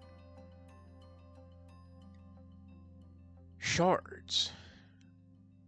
You are a tinker specialized in manipulating shards, which allows for personal shard editing, refining, researching, and data gain from nearby shards. Data gathering takes active combat with a shard bearer to process and copy data, allowing your shard to gain these powers or offshoots. You can cannibalize different data to strengthen or weaken different powers, adjusting them with your raw data and resources. You can get both passive raw data acclimation, which accelerates depending on how much data you have in your shard. You can code and edit sweeping changes on a much larger scale, with the more effective ability creation and incorporation with a speedier pace depending on your data's quantity and variety you've copied from the shards, and a passive energy gain from both, from researching energy-efficient, energy-rich methods and passively editing your shard to implement this improvement, which will increase your shard's lifespan if left unused. At the same time, your shard can be overtaxed if extensively utilized until it breaks in terms of raw energy usage, though you will be warned. Having neg entropy will mitigate this risk based by adding better methods of energy usage, production, and allocation. If offered direct access to inert shards, e.g. the Garden of Eden, you'll freely manipulate these shards with a touch, interfacing with them, plus a significant energy expenditure. Discover the methods of shard construction and make powers from them. This analysis takes 72 hours of direct contact with a entropy or shardless making this move, bypassing this condition. Shards constructions, by extension power creations, requirement will take up an incredible amount of raw data and energy to assemble, configure, set up, and finally fine-tune up to your task. Enough you take the serious risk of immediate shard death due to how data and energy intensive it is. Neg entropy neutralizes this risk, though. The raw data necessary for shard construction is about a year's worth of data generation, equal to 20 fully data replicate shards worth for a full year as well, left unused, with the raw data need for power configurations being variable based on the shard's resulting specializations in question. Alright. Stilling. You now have the ability to wield the power known as stilling, an incredible power that allows you to negate and manipulate wavelengths. Its versatility is immense, as it can be used for disintegrating molecular bonds, canceling heat and sound, slowing or stopping motion, and negating the effects of virtually any superhuman ability / power. It can even be used to heal, and far more. This power manifests as a golden light, which you can shape into any form you wish. All of your stilling effects are completely silent, can range greatly in power from pencil-thin cutting beams to planet-destroying blasts, and have practically infinite range. Your light can even track and home in on targets, even curving in midair. You are capable of manifesting a golden aura that grants you the ability to fly at immense speeds. Thanks to the aura itself, you can fly even through space and other hostile environments without any problems. You can use your stilling ability to tune your defenses to negate any power, even if they are far more powerful than you. You also have an automatic adaptive defense that makes you immune to anything used against you. You are able to use the stilling ability to its fullest potential, even without knowing exactly how it works. Agitation required the ultimate question. To turn the entity's main weaponry into a multi-tool of the physical world isn't difficult. What's necessary is a medium to accurately defy the uncertain principles of particles. While stilling easily dabbles in particles, their wavelength matter duality opens the way for stilling's many capabilities. It doesn't come far from its true potential when it comes to its scope and true implications. The ultimate question is the key. Being in the entity's near-perfect answer for limited resources, they played around with energy's infinite variations, needing a thorough awareness of a particle's accurate position and momentum to achieve its capabilities, especially at 0 point. Using simulation and manipulation to accurately pinpoint wavelengths frequencies allows stilling to control the energy present in particles. This shortens the time you take to accomplish this with only stilling. This manifests in your light taking a more uniform and indiscriminate, almost blinding gleam, with all that is touches having your characteristic sheen, where you control all their physical phenomena except truly changing them to another state completely. Manipulating their interaction with fundamental forces, their systemic energy and particles they are composed are fair game regardless. The ultimate questions thinker aspect now covers the energy presence within the particle to locate them accurately and lock in with stilling. Perfect tuning required, the sound of silence. While manipulating sound and vibrations of your areas is good, it doesn't even scratch the surface of its real ability. Working through the maximum of relativity, everything is energy. The frequency at which it vibrates dictates its form and properties.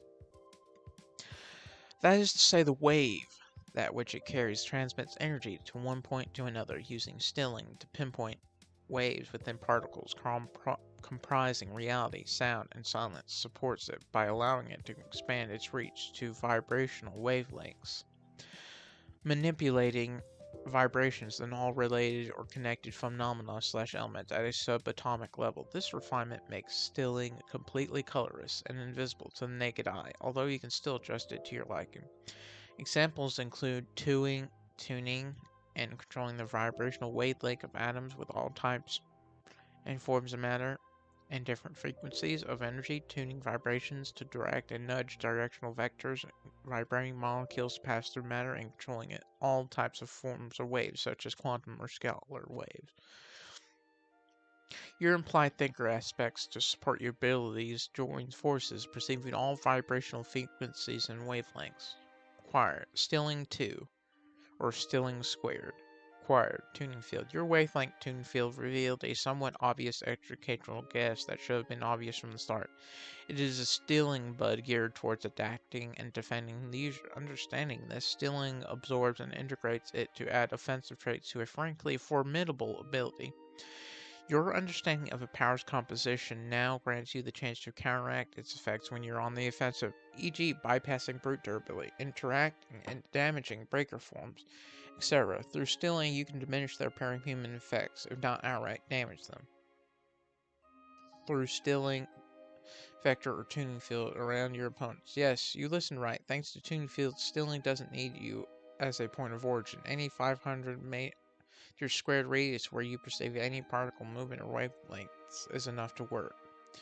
This allows stilling to adapt and understand phenomena it can emulate and take under its wing, at least with its basis slowly expanding its sphere of influence the more phenomena or effects it scans. Fractal of entropic decay. You have in your hands the power to control what the entities have been dreading and try to stave off to escape their inevitable demise against the phenomena of entropy. In their efforts to understand it, they spend copious amounts of time researching this. At first, it's viewed more as bare temperature manipulation, yet that's far further from the truth. It handles the amount of expended or unavailable energy in the system. A system, in the physical sense, can apply to anything, but is best described as a portion of the universe where changes take place in response to a set of conditions or the environment that is then studied. It can be complex, such as a planet, or simple enough to fit in a beaker as the liquid within a glass. The system thus utilized for this power is an area of 3 city blocks around the user. This, being a sharp base, is quite limited in scope for the entity's concerns about entropy. An inherent part of this ability is an extent thinker power to perceive energy and levels of energy of any kind or measure. Once the current level of entropy is determined, you can adjust it, resulting in a change in the system. This applies to anything, such as a glass of ice, a room, or a living organism, including yourself. A quirk of this ability is manifesting itself through a translucid Stygian black energy field, either as an aura or throughout your system's range, and even somewhat a polar opposite to stilling. Emitting rays of unlight. Some applications are somewhat analog to stilling, yet utterly antithetical in basis, something to mull over. This power is partitioned into 3 aspects: containment, diffusion, and exhaustion. Containment is the fine control or deceleration of entropy in it to a microscopic and macroscopic level, which contains activation energy, minimum amount of energy needed to initiate a reaction among the chemical and physical phenomena that energy to function or continue to occur. You can manipulate entropy on a system or object to extend its time span for its inevitable decay, violently disrupt its system's integrity, and drastically cause system equilibrium by heating or freezing the system or select parts. Diffusion is the middle ground of entropy in which you diffuse, absorb, assimilate energy through macroscopic control of entropy. This is utilized as diffusing the area utilized energy, including the ones parahuman powers use, effectively negating them, absorbing it to bolster the user's physical and dynamic abilities, or assimilating the system's resources in mass for various uses. Exhaustion is the entity's fear, the only reason they stop probing it. Entropy acceleration. This is used to exhaust the system's energy reserves responsible for structure and form, causing its breakdown, destabilizing anything within your range or particular liking, and having physical and radioactive effects. For example, on a smaller scale, you can decay anything from an appliance to a house if you let exhaustion spread, weaponizing it to an anti-energy exponentially growing through propagation to any matter of energy on contact, or infuse it into a weapon for it to deteriorate anything the weapon damages or simply grazes. The only glaring weakness of having this power is its anathema. Negentropy. A negentropic being can compete with you, yet depends on their energy generation/recovery. A negligible energy rate places the odds in your favor, while a formidable rate of energy recovery turns this into a battle of attrition in negentropic beings' favor. Coup de grace. Required sting. Sting and fractal entropic decay work in conjunction with one another. You can now incorporate entropic properties into sting-infused projectiles or powers, fundamentally wearing down any energy the target uses, while sting shears through their physical or dimensional defenses. Maw of 1,000 chasms. Required feast. Required query response. Your control of entropy is expanding. You now bring the battle to shards and to the entities themselves. Through your vicinity and at will, when establishing a shard connection, you can exhaust the shard's energy reserves, data repository, and shard matter, and feed yourself with its energy and information, practically consuming the shard's entirety, turning you into a facsimile of a predator. A predator is the hypothetical predator of entities in the circumstances of an empty subspecies diverging to an animal prey pathway. You gain an intuitive sense of a shard's vulnerabilities and weak points, while also obtaining a power boost each time you consume a shard, both on potency and power applicable, manifesting itself as power expressions based on data consumed. With enough time and experience, you can take the battle to sky on itself. The tempest that is the arrow of time. Hold on.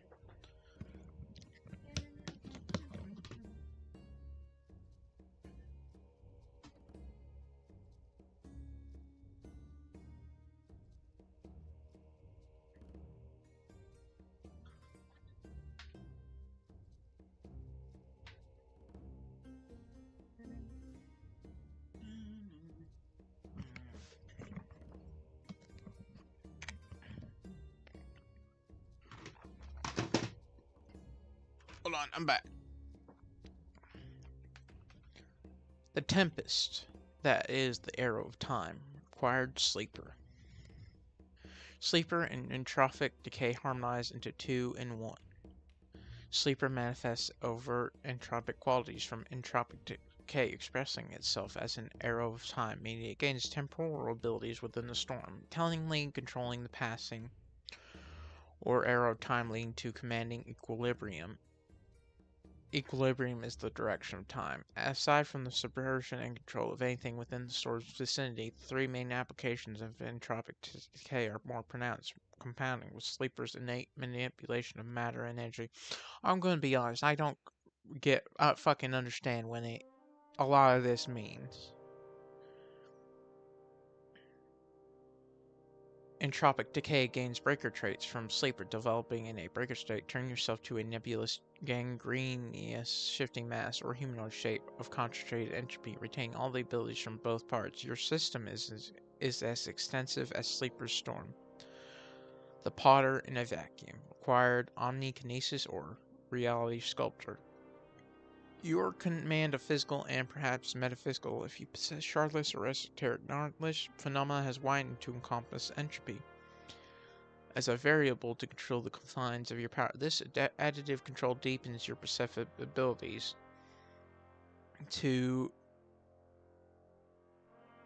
better appreciate the blocks in which you can build and mold reality within your range, and has resulted in finding a clear awareness of the particular system level throughout the understanding of what a system intrinsically is. The depth and scale of your abilities are doubled in such a manner as you grasp both spatio-temporal and or dimensional phenomena more easily, exploring both of your powers' pervasiveness. Holy shit, this is a lot of big words. One of the main indications of entropy's decay traits depends on the aspect you're learning on at the time. Containment support and furthers your manipulation or warping abilities. Diffusion overtly sways over disseminating and absorbing energy to be inaccessible to others except yourself. Exhaustion is the most destructive trait for it degrades and breaks down energy and matter indiscriminately or selectively, effectively breaking and destroying reality where it's focused.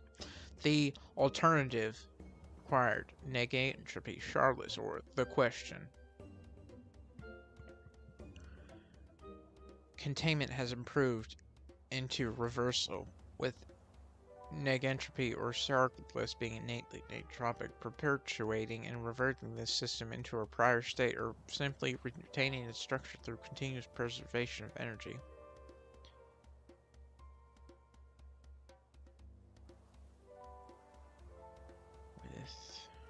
What the fuck?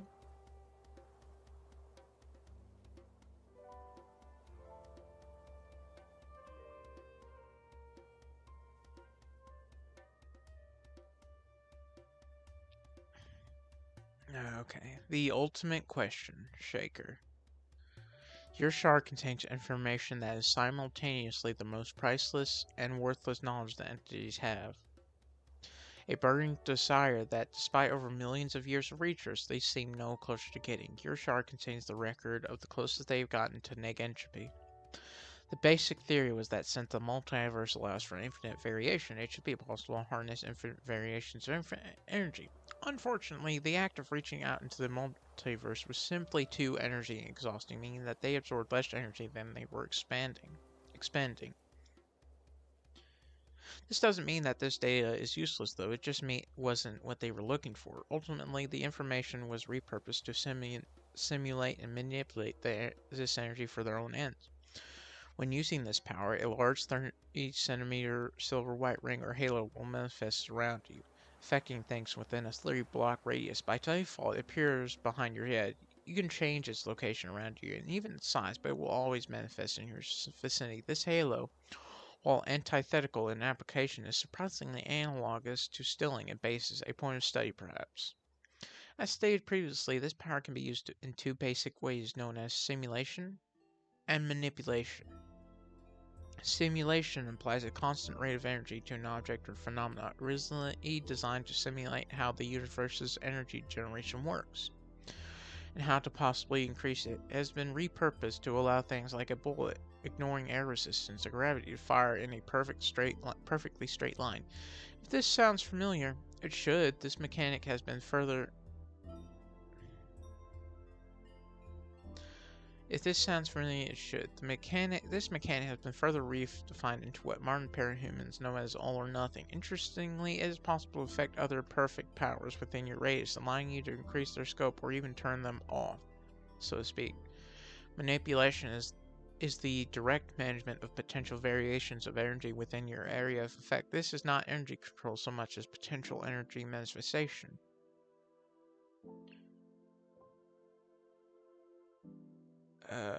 Or 0-point energy. Oh wait, manifest. It transforms the unused potential energy or 0-point energy into other possible variations of said energy, such as electricity, seemingly making energy from nothing. It also allows you to effortlessly transform one type of energy into another, such as kinetic energy into thermal energy. It is also possible to return energy to its 0-point state. An example would be letting a nuclear bomb go off, only for the explosion to just disappear without leaving even a trace of radiation. When used like this, the added 0-point energy can be stored by your shard to use on a later occasion. This potential energy absorption is the core mechanic by which entities feed at the end of the cycle.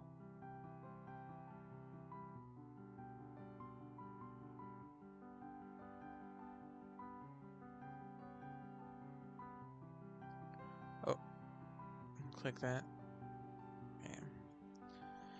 When used like this, the added 0-point energy can be stored by your shard to use on a later occasion. This potential energy absorption is the core mechanic by which entities feed at the end of the cycle. When using both simulation and manipulation together, it is possible to use simulation as a framework through which to control energy change by manipulation. This allows you to focus the energy into specific directions and even release it outside of your range to control. This is a highly complex process, but you are given a minor thinker power to help manage it all. Should you possess genuine neg entropy, this power doesn't change much, rather it becomes dedicated to managing your personal neg entropy, allowing you to finally control its framework and even increase its efficiency when affecting your other powers, enhancing all benefit that they may provide. Many worlds interpretation. Ignis Fautus. Ignis Fautus' ability to flicker through realities has revitalized and the discarded data of reaching out into the multiverse and successfully reformatted it into a more usable form, giving you the new power expression emulation. Emulation is the amendment of potential variations of forms of matter. This allows you to change your environment to a different possible environment. You could be standing in a scene only to flicker it into the desert. It could have been in a different reality. It's also possible to only target specific objects, such as turning a rusty knife into a laser blade. The direct manipulation of matter is possible when used in conjunction with both simulation and emulation. Thus allows you to optimize changes made to the environment to your favor, such as providing cover from attacks outside your range. Wave function collapse required. Ignis Fautus required. The Gibborum Knight. What the hell?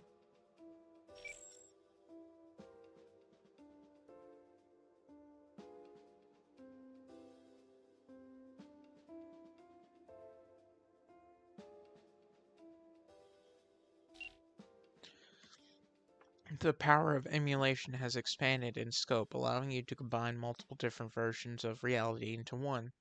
This layering also benefits Ignis Fautus as it allows you to combine different versions of yourself into a single version of you. This will be version of you will possess all the powers of different versions of yourself, and each even can possess fusions of the powers depending on compatibility. However, fusing too many versions of yourself would be taxing on your shard. An additional function has also been unlocked, annihilation. This process is done by combining simulation, manipulation, and emulation all at once to cause combining realities to mutually destroy each other and turn it into 0-point energy for your shard. As you might have guessed, this is the specific mechanic by which entities feed at the end of each cycle. Performing this function, while efficient at small scales, becomes very energy dependent on larger ones. This only applies to the startup process, which is why entities can apply it on a universal scale and still receive a generous amount of energy, but a single shard will simply die trying. A better example would be jump-starting a full-tank portable generator with a car battery versus trying to jump-start it with a single AA battery.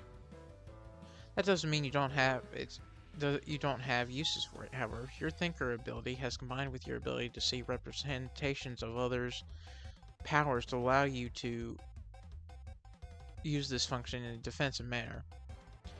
Using the images provided as a basis, you can determine what possible action that your opponent is doing, target a reality where this action was successful, and purposely destroy it, causing that specific action to fail. This is effectively a hard counter to powers such as Path to Victory. Due to your physically destroying the path that you're using, it is possible for them to bait you into destroying a path. Wait, what? This is effectively a hard countered power such as Path to Victory due to you physically destroying the path they are using. It is possible for them to bait you into destroying a path that they aren't going to use, but this requires them to manually decide to abandon said path until it is destroyed. Their shard will still determine it to be the best path. Electro-weak theory. Required legend. Required electromagneto. Your mastery of the electromagnetic spectrum has been enhanced to the point where You have attained mastery over the other side of the coin, the weak interaction.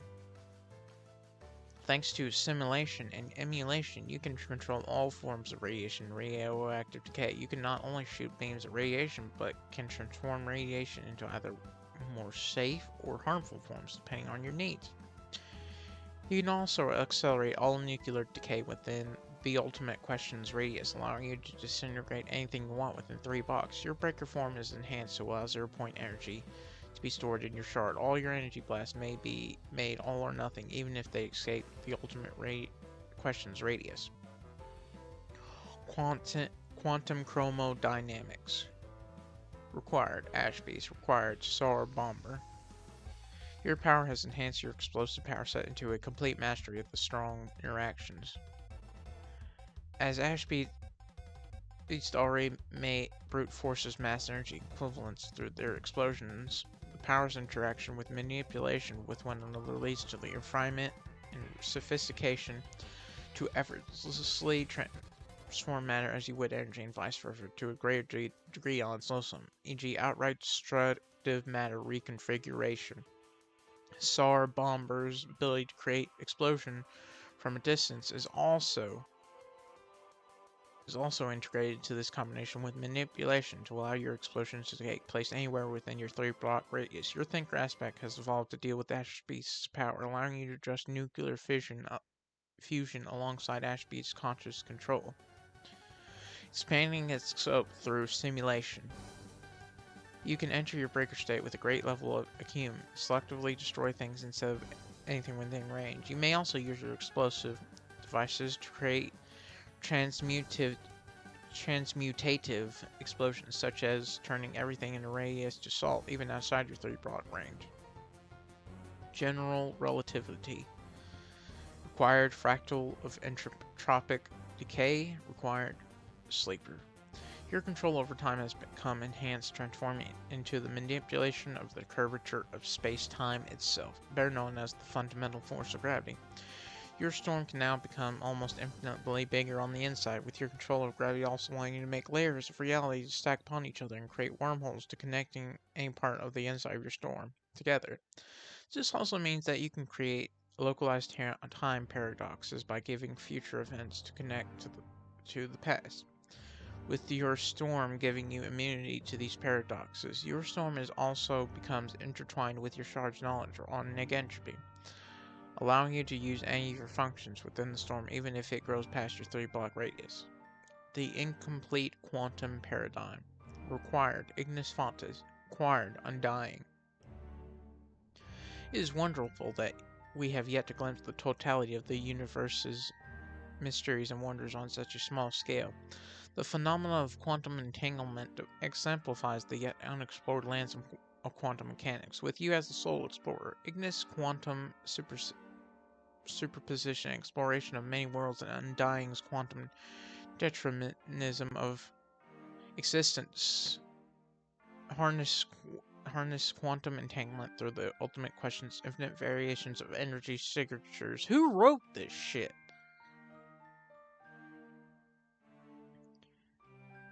Jesus. Quantum entanglement describes the occurrence of particles that, once connected, remain linked even over large...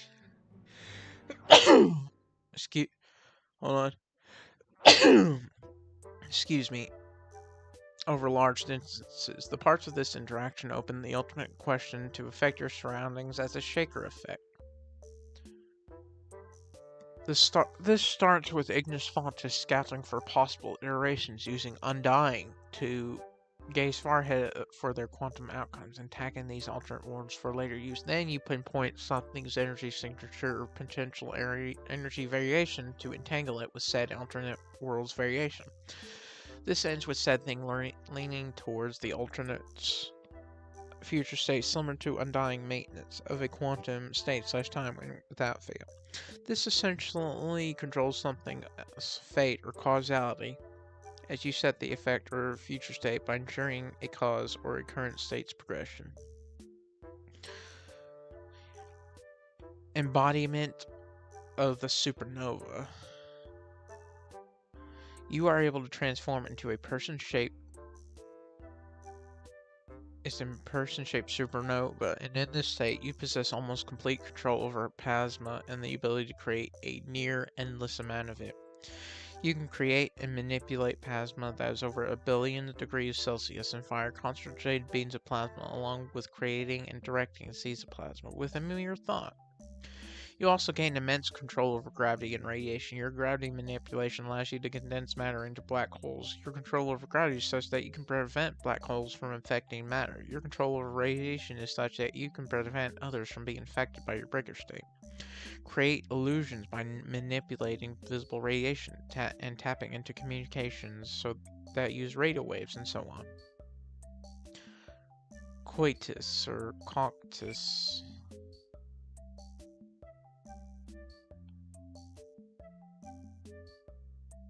Coitus.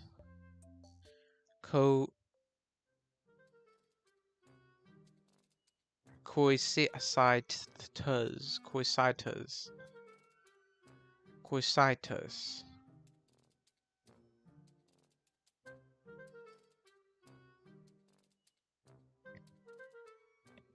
Atop the Howler's Crag in Cocytus. The head of the Cocytus, alright? I didn't realize it'd play a thing from a thing. Shit. Cocytus. Your power is to create, and manipulate ice. Your body is naturally in the state of being a man made of ice, though you always look human. This power allows you to ignore physical attacks by shattering around them, regrowing your ice body, or manipulating your body around the attack. Your body instinctually becomes ice when attacked. You can fight this. You can create ice from nothing for up to half a mile in a sphere around you, and freeze natural water for up to 2 miles, up to the molecular level. You have a secondary thinker ability that allows you to sense all water in all forms and create ice within your radius. When more energy is expended, you can drop your ice's temperature to absolute zero, killing all energy next to your ice immediately and making your ice strong enough to tank at least one hit from an entity level ability. If the focus is kept on the ice, the temperature will stay down, but if not, it will rapidly heat up to its normal temperature, superheating the area around it to a temperature above 15 Celsius. Alright. It will take an immense amount of energy, but if you drop yourself to absolute zero, you gain the durability mentioned, along with Alexandria level strength. But your most notable ability is that time will freeze around you for as long as you stay at absolute zero. You can move and do things in this state, but it will expend more energy to do so, and freeze those you hit during this time.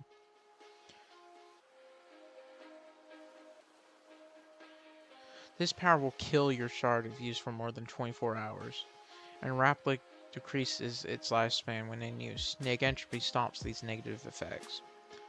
The Friend Breaker.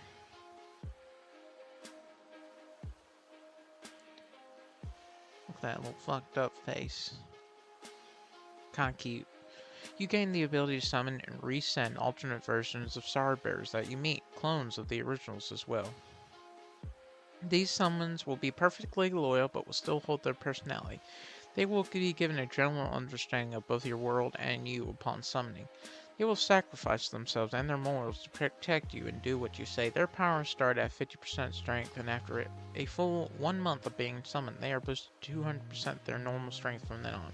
This only happens once. You are given a Thinker ability, which allows you to perceive a mental rotating list of currently useful summons for the task you need to be done. You are given an aura of 30 feet, which counts as your range for the meet conditions. Endbringers and entities can be summoned, alternates, and close the light, but only under the condition that you touch their core for Endbringers and for entities to seriously injure them. To summon a clone or alt Leviathan, you would need to touch its core. To summon a clone or alt Sky, you would need to seriously injure his real body. Even summoning takes shard power. Every summoning takes shard power and requires focus to keep active after they complete their original task. Summoning Endbringers is an immense drain of both shard energy and mental focus, and will do serious damage to your shard if held too long, while entity summons will instantly drop your shard to less than 1 week of energy left and knock you unconscious for at least 1 hour. They will shatter your shard if summoned for longer than their tasks. Summon's initial energy and focus requirements are substantially higher than continually summoned post-task. Neg entropy will completely nullify all shard-based drawbacks of this power and half all mental drain. This power will allow you to perform this ability with any powered individual in the multiplier if taken with esoteric knowledge or shardless. Observer, you no longer exist in reality and cannot be seen or attacked by anyone, including shards, endbringers, and even entities.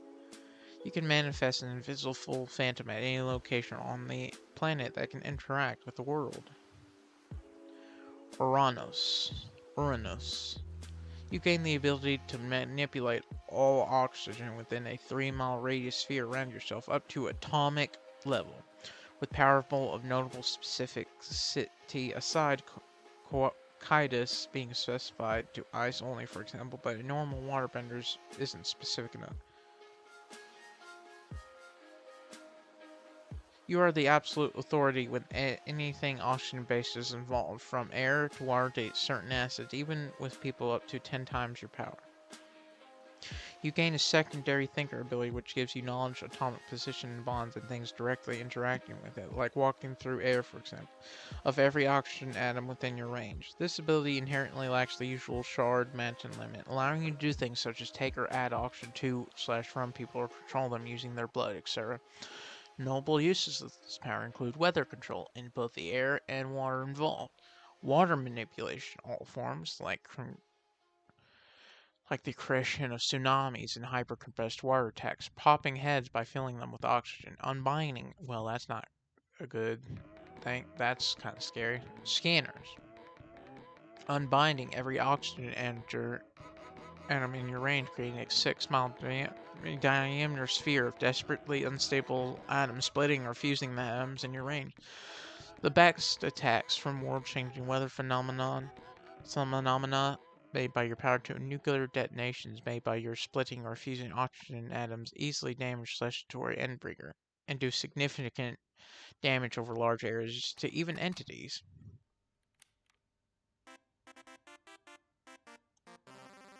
Master's Trump. Gestation. Every pure human you make physical contact with has their shard controlled by your power. Controlled by your own.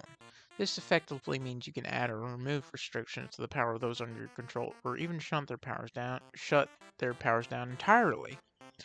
The longer this effect lasts, the more the target will find their real power drained to become little more than a puppet to your will.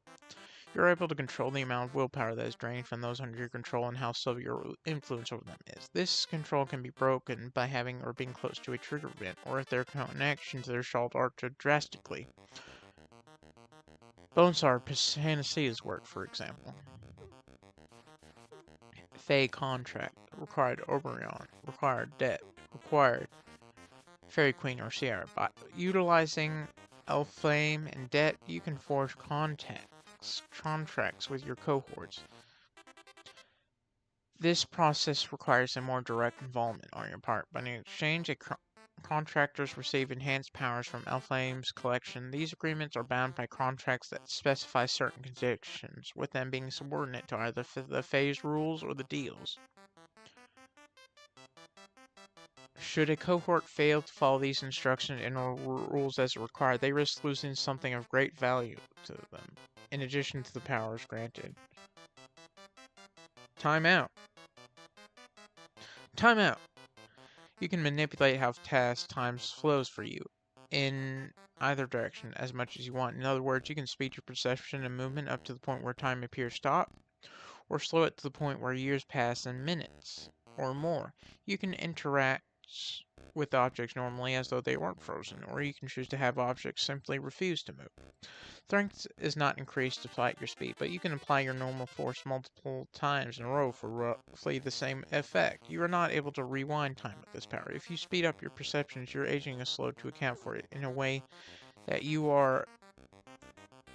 age as though the Wait, what? If you speed up your perceptions, your aging is slowed to account for it in a way that you age as though the appropriate amount of time passed, instead of however much you experience. If you are about to die, this power automatically stops time for you.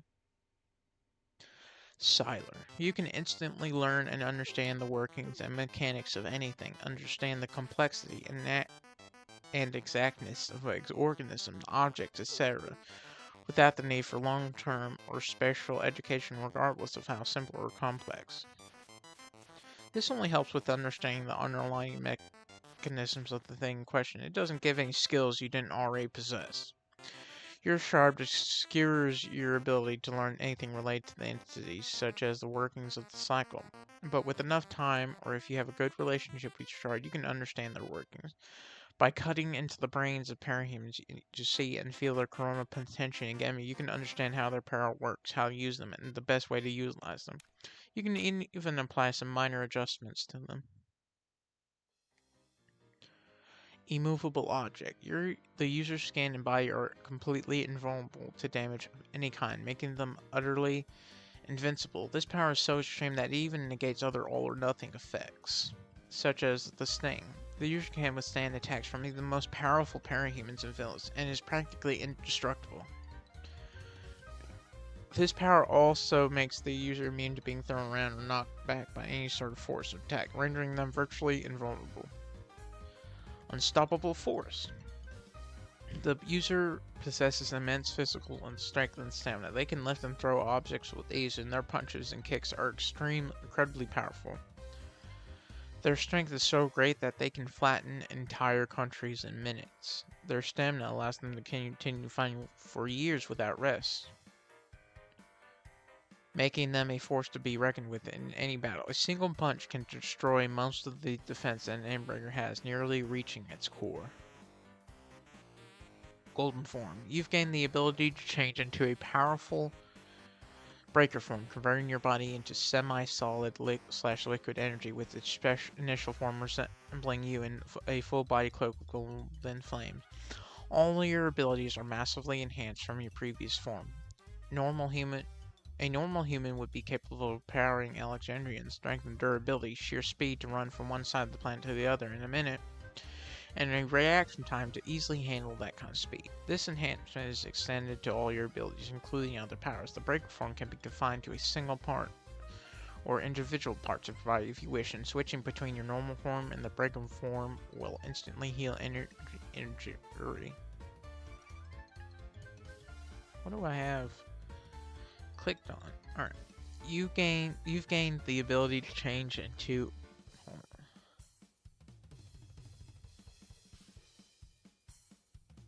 okay.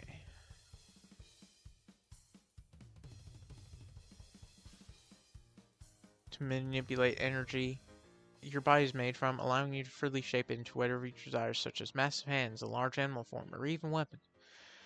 This is the ability to manipulate the energy your body is made from. Alright. Or even weapons. The energy your body produces and is made from can be expelled as powerful blasts or used to imbue any other abilities you possess to further enhance them. You can channel any abilities you possess through your energy form as if they were your own body. You also possess a secondary ability allowing you a limited multitasking in regards to your energy form. You cannot access any of the abilities from the form without using your breaker form, and can choose to change the colors of your breaker form at will. The transformation between forms is instantaneous. Golden Dragon required. Dragon of Kaishu. Your inner dragon shines with immeasurable golden light. Your golden form's energy mutates and enhances Dragon of Kaishu far more than it would normally.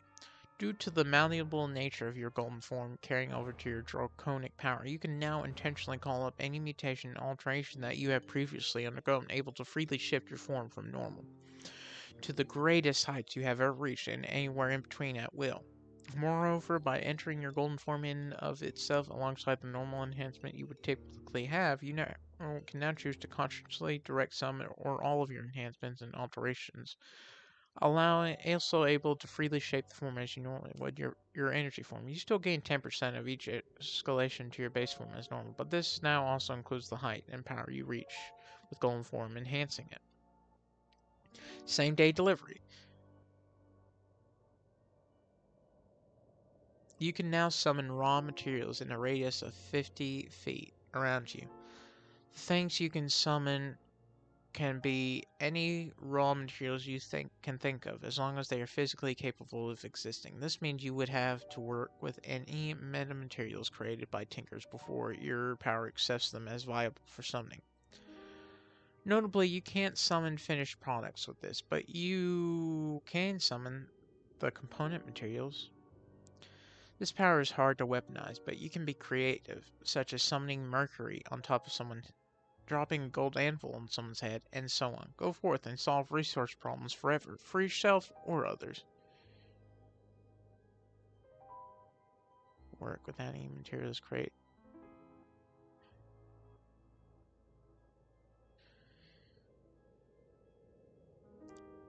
Amazon.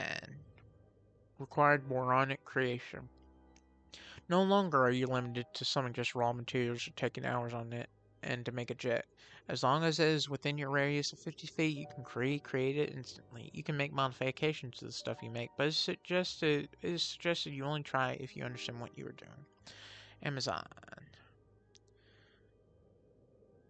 Self-inserting for days. You can retroactively insert yourself into anything or anyone's story. If you wanted, everyone would think that you are the Hebert's youngest child. Or maybe you were always the president, even though you are clearly a minor. Cauldron? Of course you know about them. You were there in their founding. Want to be a movie star? You are. You just started that movie. Did you not? Can I get an autograph? Whatever. Whatever new truth you decide, the world will change to accept it. Paper trail will be created for your convenience. Statues for your glory. Even the creator you made when you totally one-shot an Endbringer. This affects everyone in the world. You can dismiss any narrative you want, and no one will notice you leaving. P.S. Just because everyone believes you did something doesn't mean you did, so when you convince the world that you killed Scion, do try to act surprised when he shows up to save a kitten or something.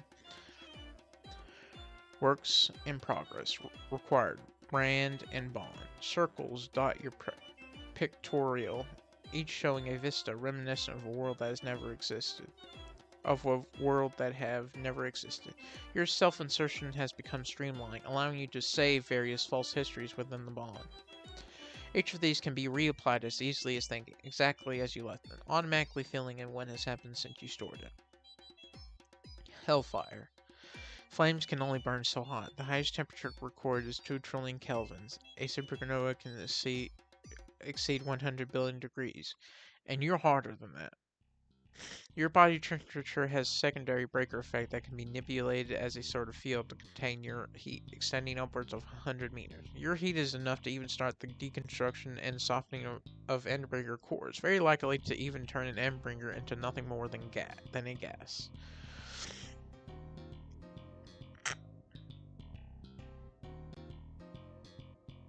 Huh.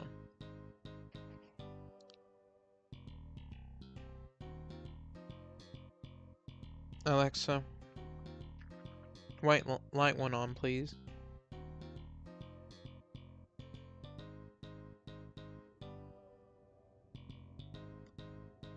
What the hell is that?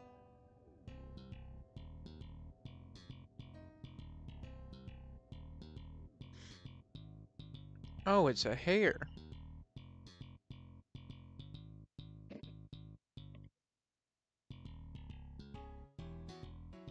Hold on.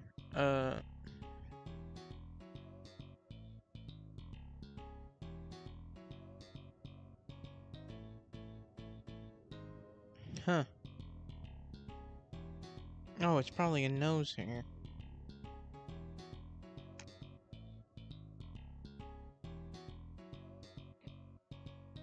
Huh.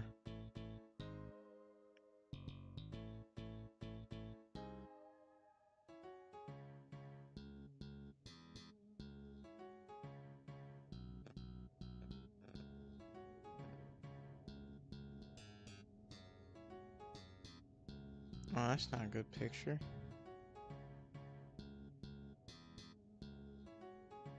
Come on.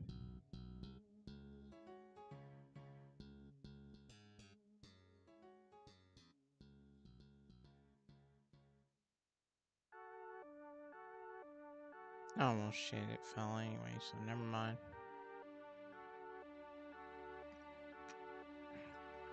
Alright. Your range is as far as your eye can see, and your abilities mean you are completely immune to the very idea of heat. No amount of heat can scar or burn you. Your infernos are all under your control. You can scale this temperature down. You have no brute or breaker powers allowing you to survive extreme, but you are immune to any malignant effects heat might cause to your health. This includes smoke from fires. Seed of Yggdrasil. You are a seed of the tree that holds the world together. You have immense control over the entire kingdom, Plantea. All plants of your choice naturally flourish and provide endless bounty within 1,000 miles of your location. Within 100 miles of your location, you can force plants to grow in unnatural locations, blanketing an entire city in green algae, grow an oak tree in the middle of an office, etc. The speed you can cause plants to grow in this range is fast enough for entire trees to grow within minutes. Within 10 miles of your location, you have absolute control over all plant life. You can now grow entire redwood trees faster than the blink of an eye. Any plant within this range can be used to express any of your other abilities. You can grow plants within people to gain access to your powers and control their actions. You are no longer limited to terrestrial plants in this region. You have free reign to combine, alter, or create brand new plants within this area.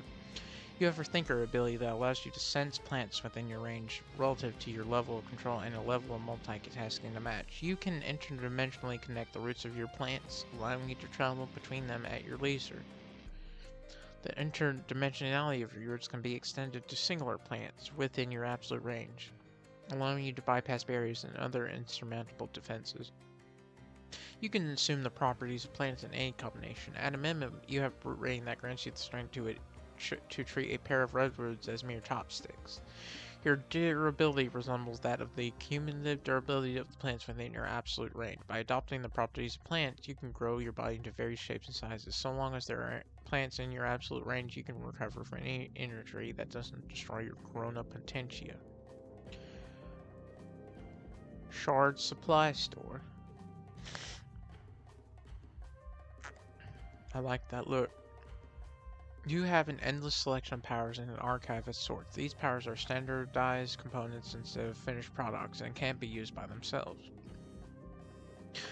You have the ability to fuse, modify, and forge these components together, creating greater powers from lesser shards. You can hold on to it and use a limited number of these constructed powers at once or grant them to other people.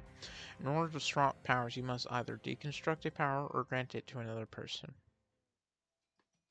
Your power will, in time, construct new components to replace any given away. If you focus on making the strongest power you can, it will be equivalent in strength to a Tier 3 weaker than Shard Supply Store and completely fill your capacity for powers. But if you focus on quantity above all else, you will be able to construct around 40 powers equivalent to low to mid-level Tier 1 powers.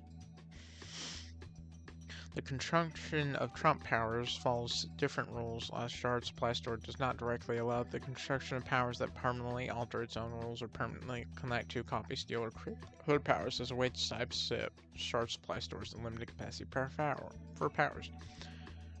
Temporary or limited effects are allowed, though powers are created while under the effects of an alteration to Shard Supply Store's rules, and the effects of those powers are eliminated when the effect ends and can't be given to others.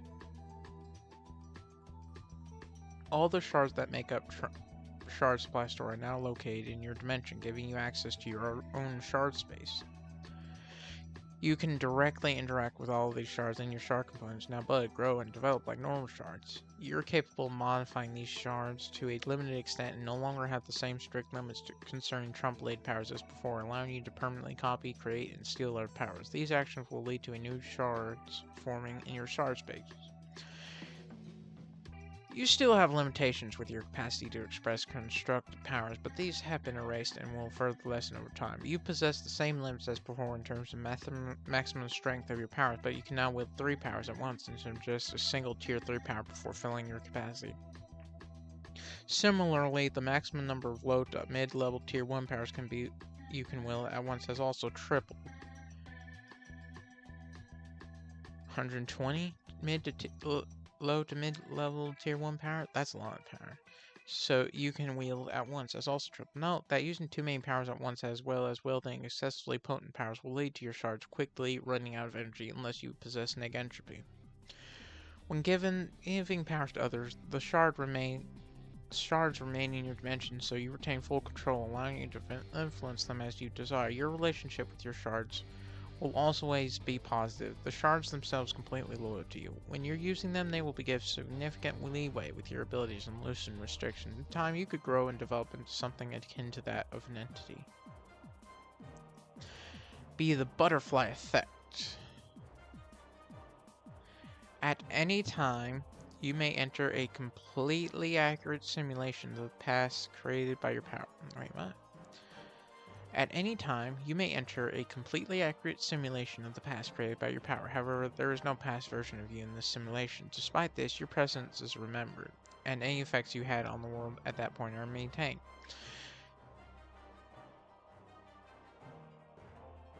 You may choose to simulate any time within the last year. The simulation automatically ends if enough time passes in the simulation to reach the time you create the specific simulation. No time passes in the present while you are in the simulation.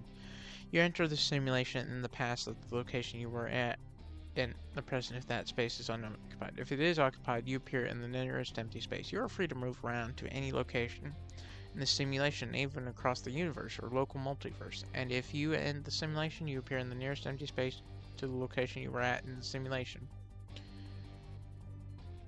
Being killed in the simulation automatically ends it, returning you to the present unharmed. You may interact with the simulation with your body and powers, with everything and everyone within reacting just as the original would to anything you do.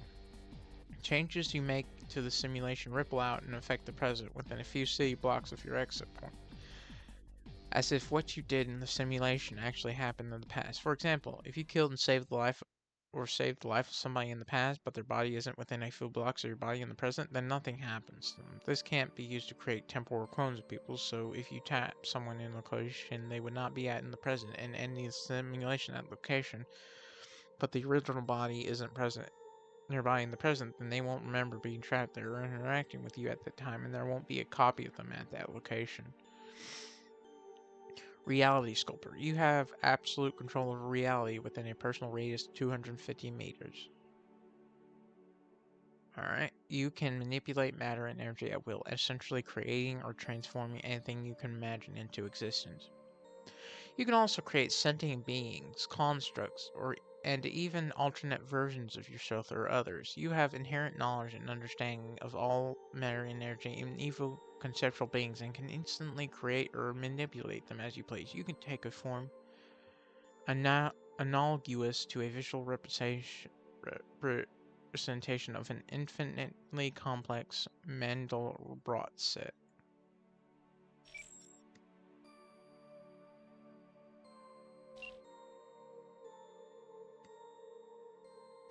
Path to victory.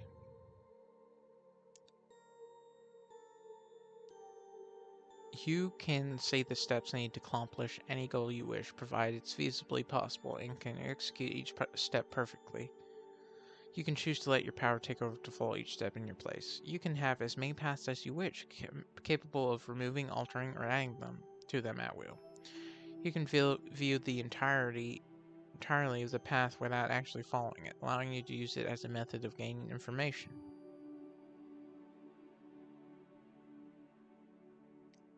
Your power will understand the spirit of your goals instead of merely the letter, accounting for things you may have forgotten to think of.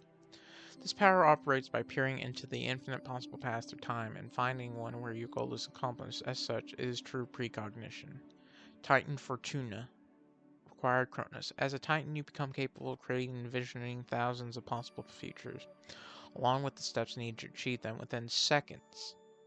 For any single goal you request, you can read the details of all of them whenever you want to see details of all the different futures where your goal is fulfilled and what follows, so that you can single out which one is most favorable and then select one future path to work towards. However, the future paths you come up with are not every possible future, merely the ones your power's processing ability has calculated. As such, what paths there are is dependent on the calculating abilities, such as how long it is spent on coming up with futures for a single goal, and the aid that you can supply in thinking power and processing. Clark Tech. Your shard held a very important purpose. That being collecting and storing data on technology and tinker tech that has broken previous cycles and could break future cycles. This was obviously never meant to be distributed in a cycle without heavy restrictions. Oops. Wait, what? I've been collecting this right now. Oops. As a result, you hold a tinker specialty unlike any other, the incredibly broad and potent specialty of Clark Tech. Technology so advanced that it is indistinguishable from magic. Machines hidden away in pocket dimension create holographic interfaces in the air, serving as the equivalent to smartphones. 0-point energy powered flying broomsticks, nanotech based healing potions, and multi-dimensional structures are just the tip of the iceberg as you begin making technology that blurs the line between the possible and impossible. Neg entropy allows you to make use of neg entropy in your own Clark Tech.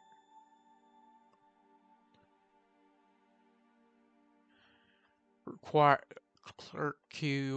Clericus Technomagica. Required, yes, Technomagica, Magic Tech, or Magician, Toho Project. Required, to go where none have gone before, seeker of all that is supernatural, our access to the abyss, real decks. There is technology so advanced it is indistinguishable from magic. Then we have magic so analyzed it is simply science. Now we have you, a living nightmare for an entity cycle. You have fully broken the limits on what technologies the entities would allow, fusing magic and science as one. By quantifying the mysteries of magic under the lens of science and advancing them to the point of mystery once more, it could be said that you are truly attempting to play God. No, let me phrase that. It could be said that you're truly attempting to play God. No, let me phrase that. It is to make gods and use them as glorified USB sticks. Even if your tinker tech is white box, it is so advanced and esoteric that you might as well speak Klingon to a caveman. Your technology doesn't blur the line between the possible and impossible. It breaks it apart for you to use as toothpicks. You can make a white holes for use in guns, manufacture exotic matter in 3D printers, and turn people into living energy to put them in computers that exist outside of space-time. Worst of all, with the limits broken, you can create tinker tech designed against the entities directly. This is why you're the entity's nightmare, why they actively put locks on what can and cannot be built in a cycle. At the height of your technology, you could even trap an entity in an interdimensional net, one where eons could pass in mere instants, and you could siphon their power to you as you please, turning them into just another resource. Suffice to say, you can make sure that the entities never find out. You should make sure that the entities never find out about this, at least before you make preparations. Sleeper, do not wake the evil while it is quiet. You gain the ability to create, manipulate, and turn into an incredibly powerful storm, a cloud that shimmers in rainbow colors and cracks, pops, and boils. Your storm allows you to subvert everything inside it, gaining the ability to control and manipulate it freely. This allows you to reshape and manipulate anyone and anything inside of your storm, including yourself. This also grants you awareness of everything inside your storm. From the manipulation of matter and energy to simple master effects on others, all falls under your domain. The effects do not fade when the storm disappears. The effects remain permanent until undone. Incredibly powerful all or nothing of absolute attacks and defenses can resist subversion for a while. However, if they stay in the storm for too long, even they will fail. The speed at which things are subverted to your own use is instantaneous, barring all or nothing effects, for which they'll have to spend a few minutes inside before they too fall under your control. You're also capable of shifting your body into a breaker state made of your storm, which will allow you to reform anywhere inside the storm, reshape, harden it, and manipulate its properties as you wish. You can even manifest and reshape your storm as a coat of armor and weapons. When shifted into your breaker form, you also become capable of directly manifesting your power's effects outside the storm itself, such as launching powerful blasts of lightning. When shifted into your breaker form, you also become capable of healing any damage to yourself, capable of reforming near instantly, and while in the breaker form itself, any damage to the storm is not reflected to your own body. Instead of forcing it back into a human form, no worse for wear if your storm is completely annihilated.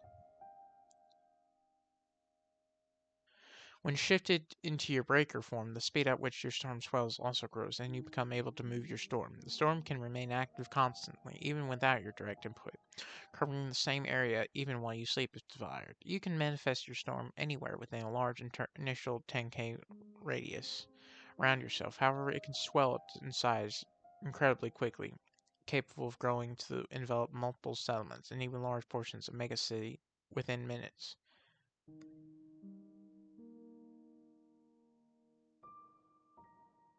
Hold on.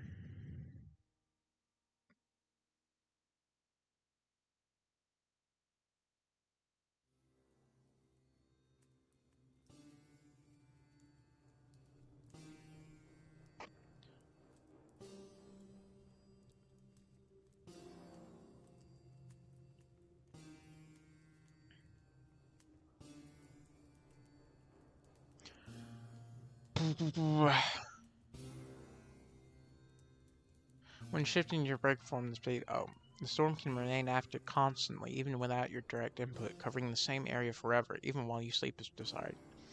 You can manifest your storm anywhere within a large initial 10K kilometer radius around yourself. However, it can swell up in size incredibly quickly, capable of growing to envelop multiple sediments or even large portions of megacity within minutes. So storm size will grow at the same rate, capable of growing faster the more it grows.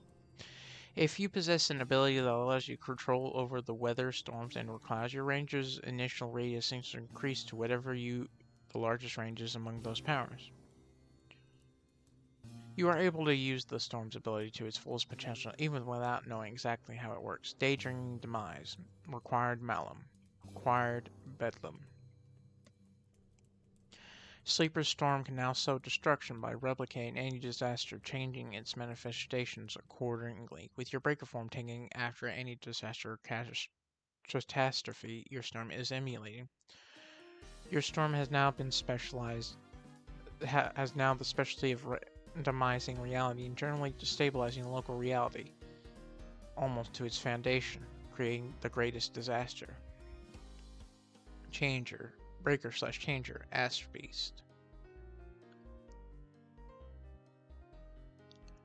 You've gained an unexplored yet incredibly potent form of matter/energy/energy matter conversion, best explained by Einstein's theory of special relativity, where it is posited energy and mass matter are interchangeable, being different forms of the same thing. As normally uncontrollable as this power would be, both in usage and premise of the more Shar gives in power, the more it takes in mind, to the point where you experience a case of ego death, not unlike Capri or Night Hag. You miraculously... Wait, hold on. Night Hag? What the fuck happened?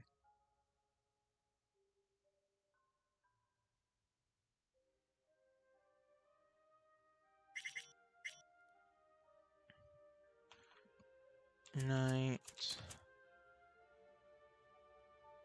Uh...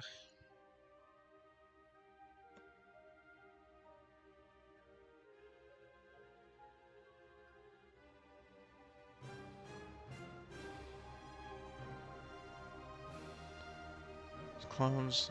Nighty Night.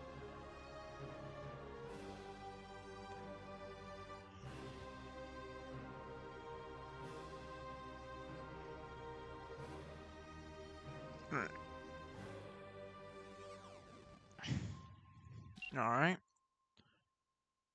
You miraculously maintain both your sanity and control at the cost of full capacity of this power being locked behind conscious input.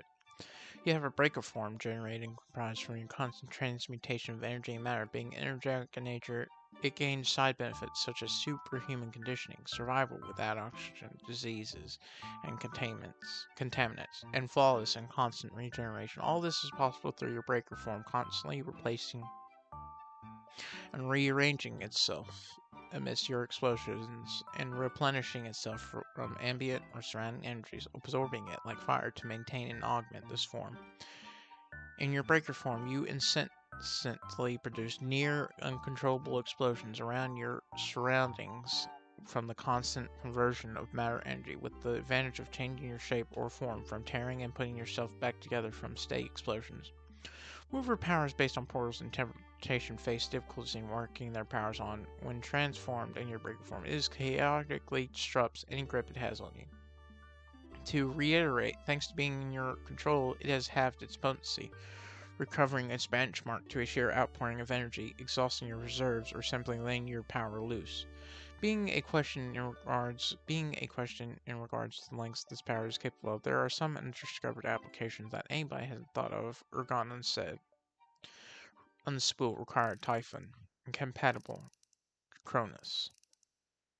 Your breaker form has gained the composition of an Endbringer, with your flesh compounding both as an energy-dense, extremely durable, and layered virtuous material, losing any sense of pain or loss of efficiency from damage, while also retaining Typhon's physical enhancements and percentual power amplification.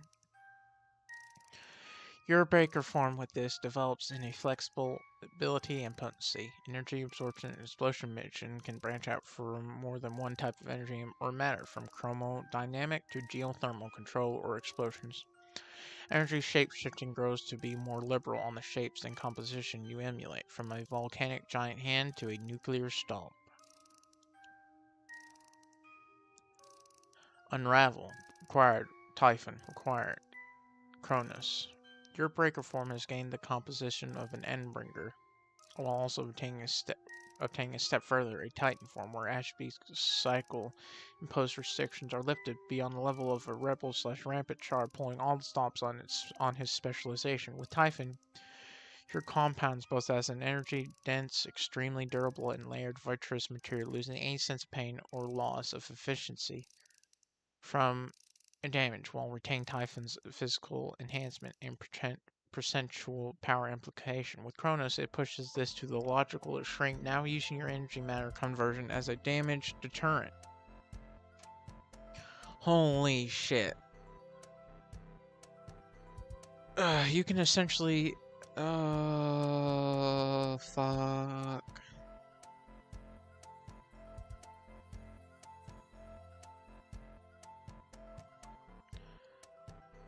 Okay, fuck, there's so much reading. Okay, we're done for right now. Well, let me finish. Your breaker form with this develops in flexibility and potency.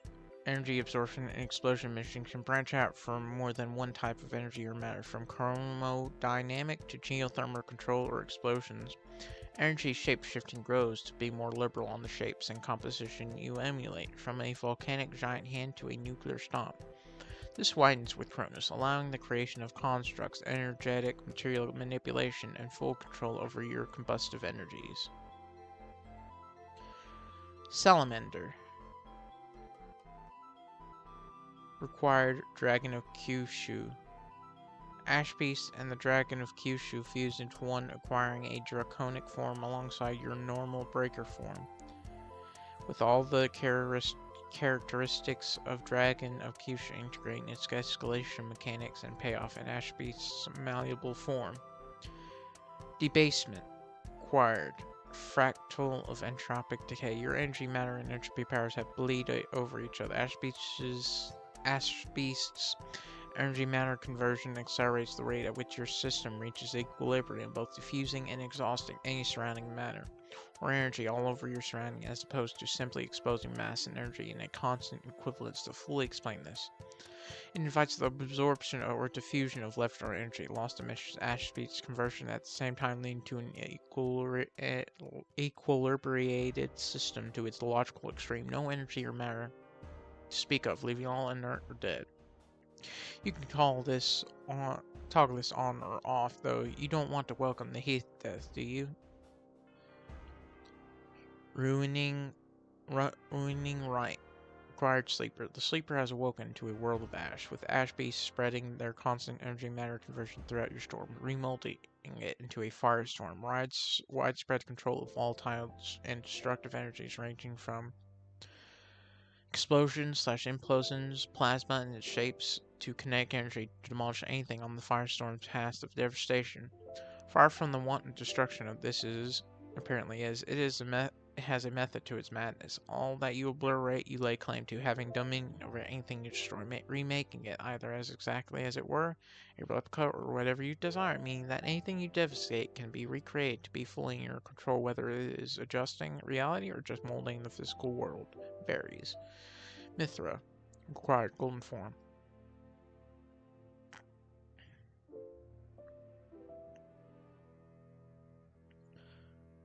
What was radical trigger?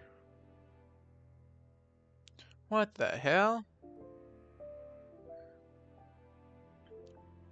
Your golden form changes Ashby's breaker form. Your form stabilizes and reaches a composition made of a substance with the properties of both matter and energy, effortlessly shifting your form to a myriad of possibilities. Your energy matter conversion evolving into full manipulation of mass, energy, and energy matter, the material your breaker form is made of, converting any energetic or material stuff into more of yourself while using this as a medium to directly control both matter and energy, transmuting it into the ambivalent substance, then turning it back to its original composition.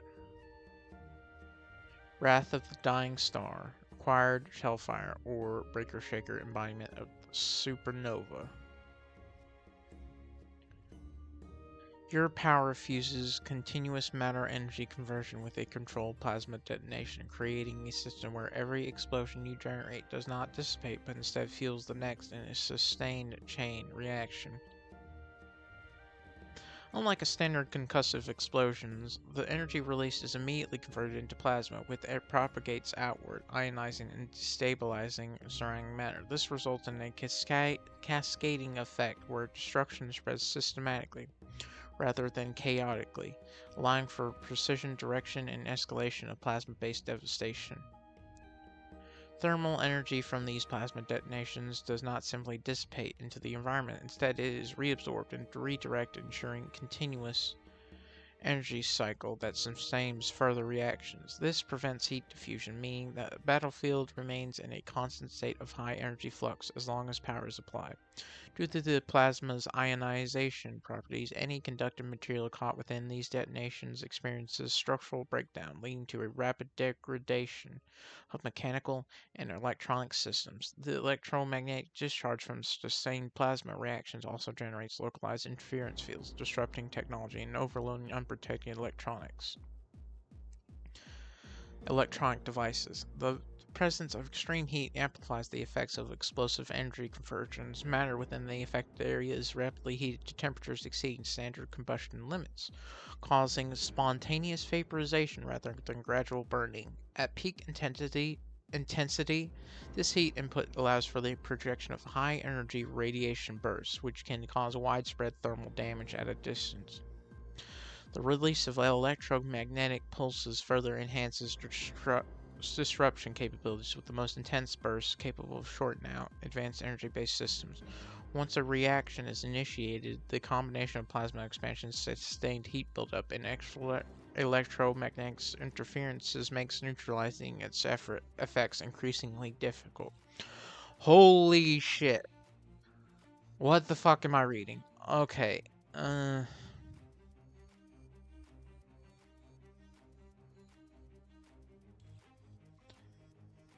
Alright. We're done for right now.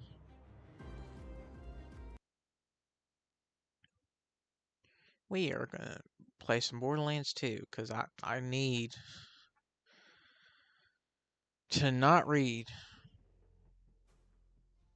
I was elected to lead, not to read. Number 3. Alright, come on. Let's see. Damn.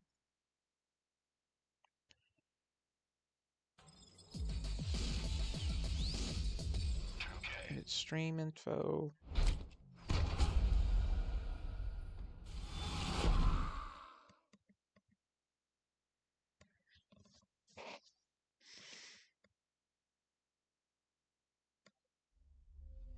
Borderlands 2.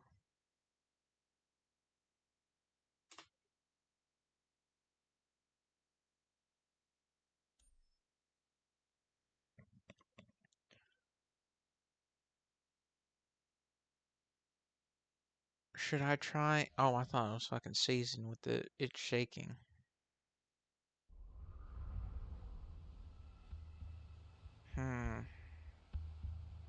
Matchmaking. Match browser.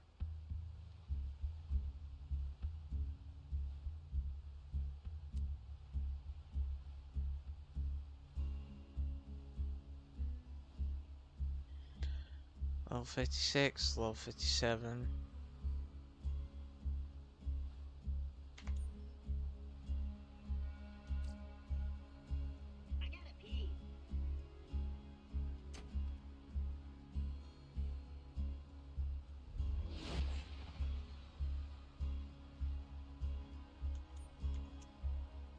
Hmm.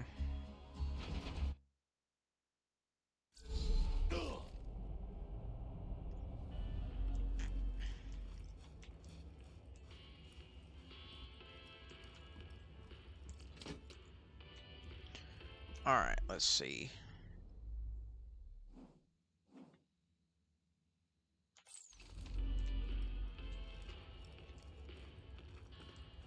Oh, there you are.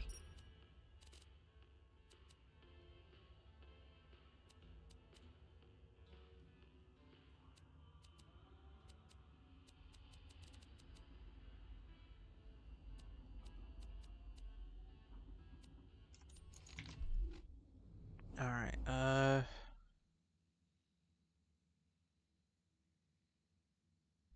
Hmm.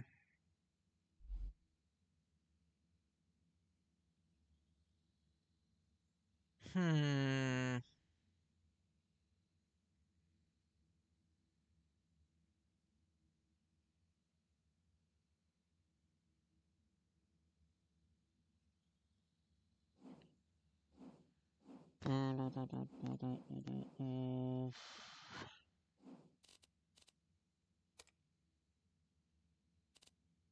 I guess I'll try it one more time. Hmm. Hmm.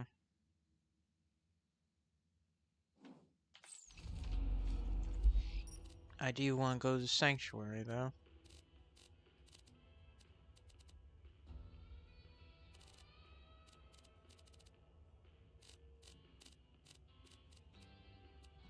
Oh shit, can I not go to sanctuary?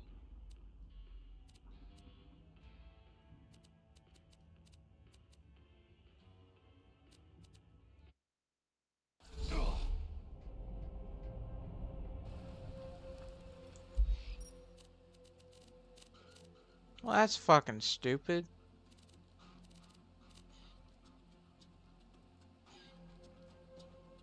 Then hold on, I guess I'll quit, save and quit.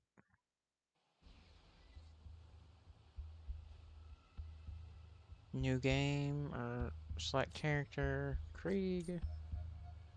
True Volter mode, continue.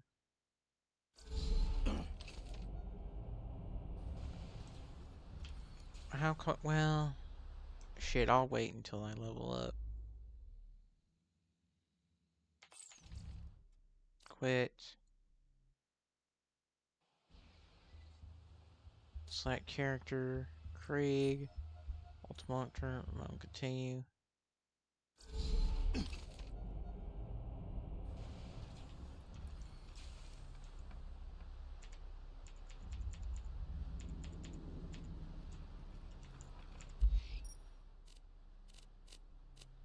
Back burner.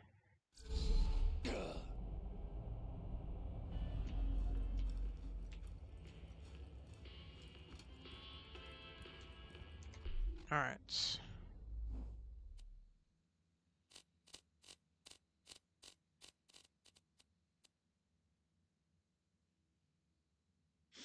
Oh, I haven't discovered. Alright, that makes more sense. Alright. A hard place.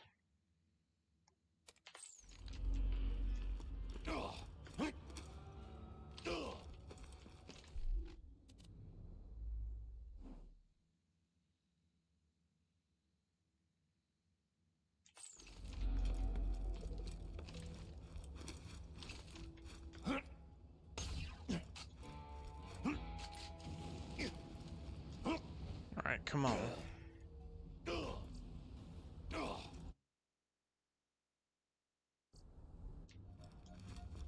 You actually brought an infected soldier back to camp.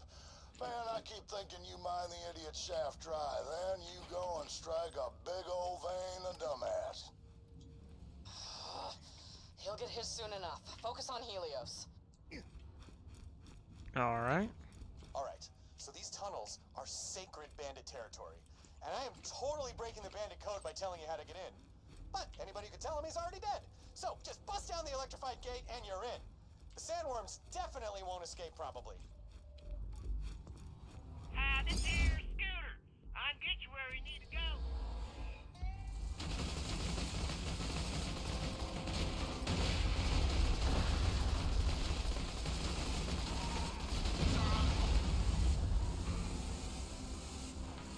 Get fucked.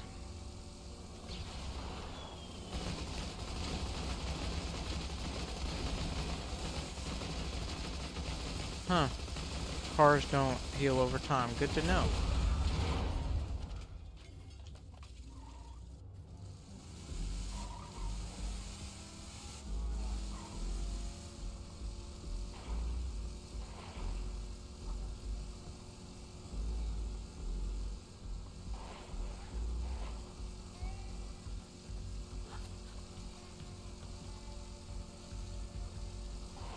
Woo! Scram. What the hell? Rampage and heal. And rampage.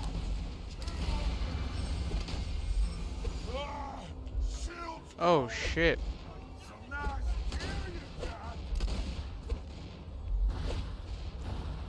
Wow, that guy destroyed me. Explosions of life.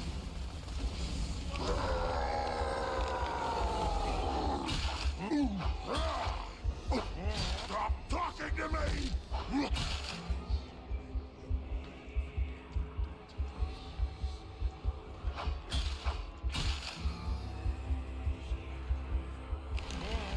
Hurts so good!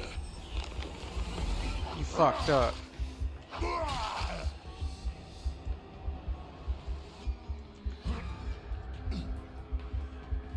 Come on, where you at?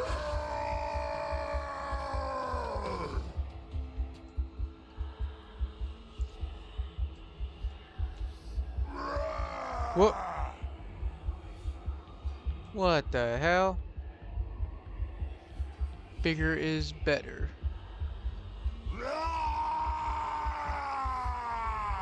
Well, that's just the same from the other words as the other magazine, but with a different word. Or, like, different cover. And name. The pain goes here! Alright,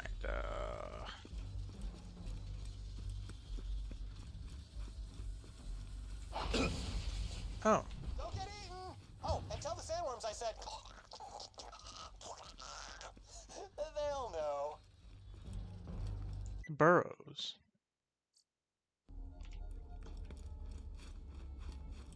My hypothesis was correct. Hector is using your vault key to mass produce the gas. Soon he will have enough to blanket all of Pandora to create his paradise. But everyone on Pandora will die in the process. He's really got our test tubes in a centrifuge. Oh, so you got that video I sent then? Waiting on the reply. What the hell do you think you're doing? Nah, doesn't matter. I've already won. Here's how this ends. Me presiding over paradise, you twisting your mutated limbs into a knot, dying alone like a sad pretzel. Point, Hector.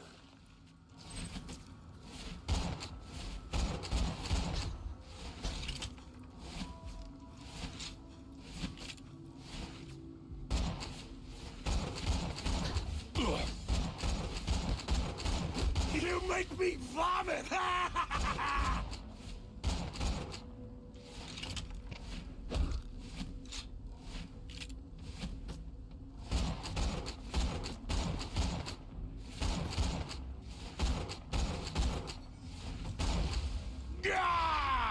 Ah, shit.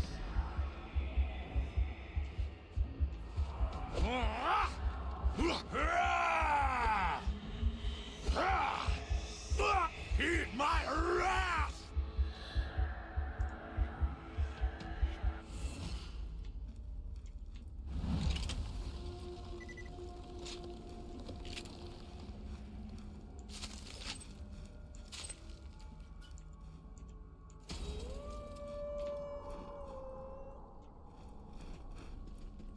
This one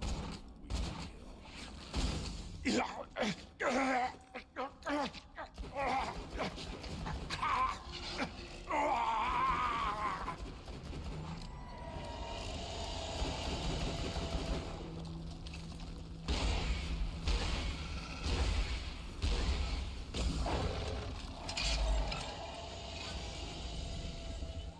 This is a reference, Game of Thrones, isn't it?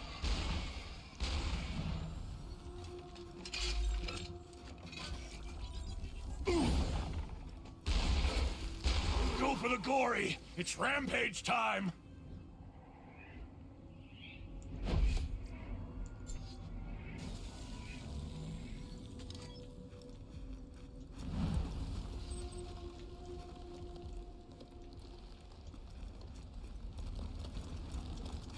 Neat little fact.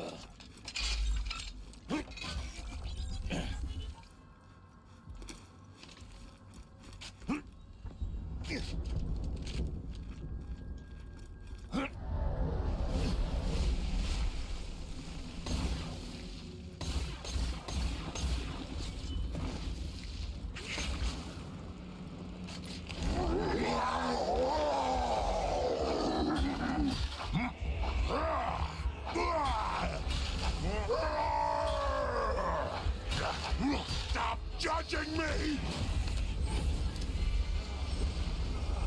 Poured into flames!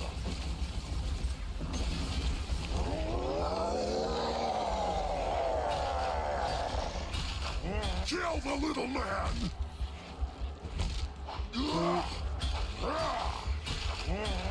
Never stop the killing!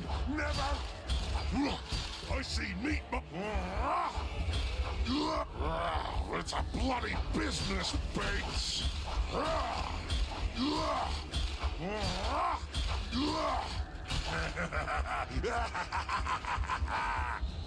Get out, get out, get out! I've got a huge hate! You can't control me!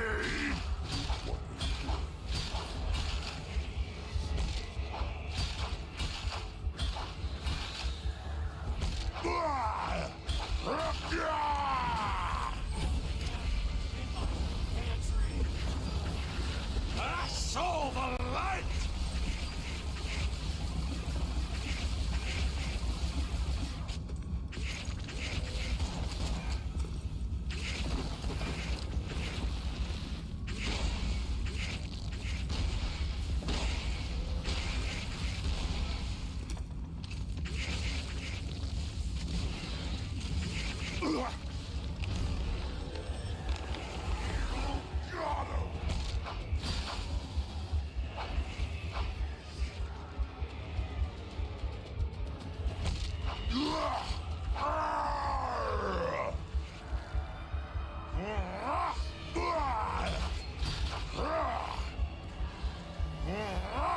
Such beautiful misery.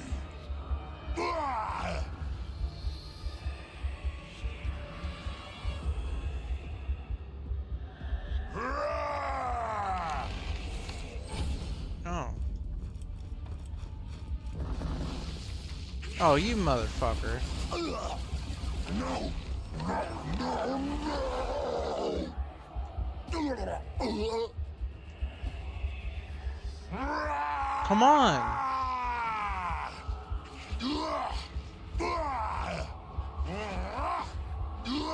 Get blood!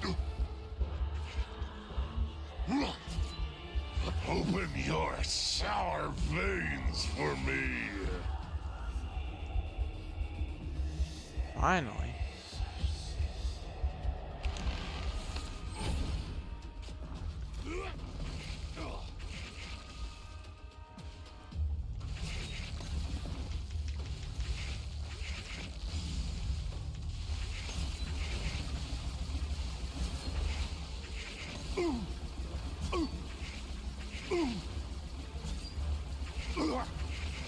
Gotcha!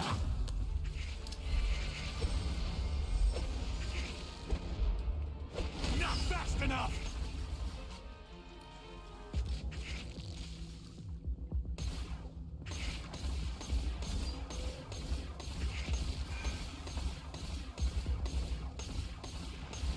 I ordered a lead salad!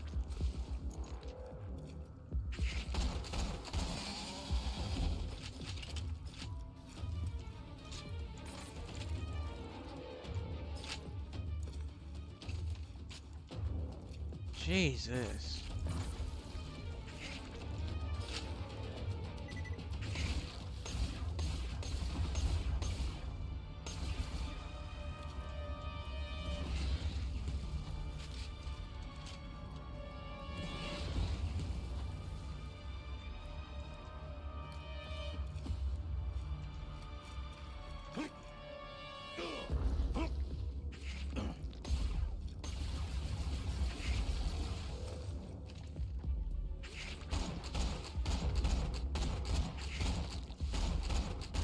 Bathe in the meat chunks!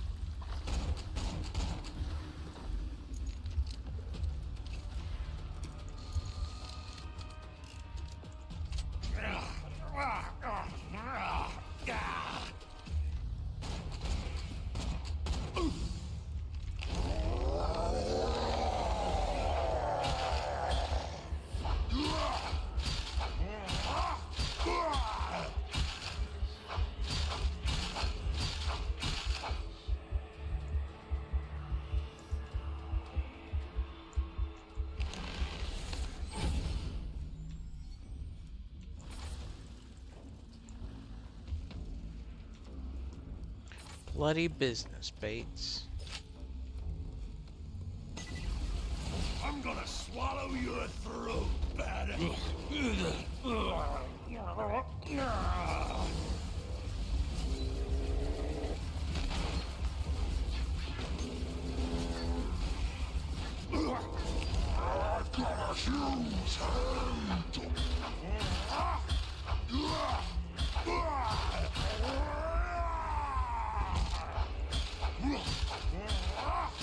Tick-tock! Blood, blood, blood!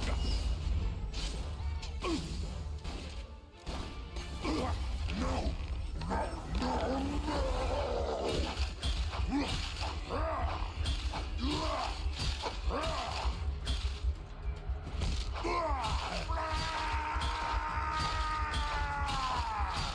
Stop hitting yourself! Maybe I'll level up before I end the stream.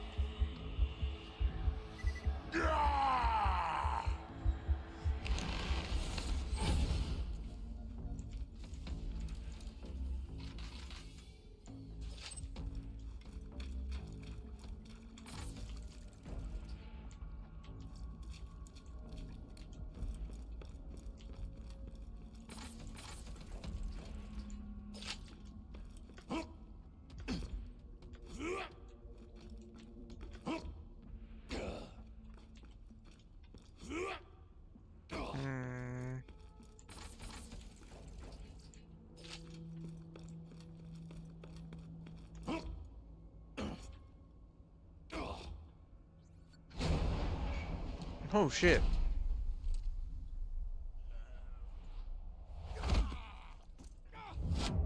Brick, crushing it. Hell yeah! Eat knuckles, shrub!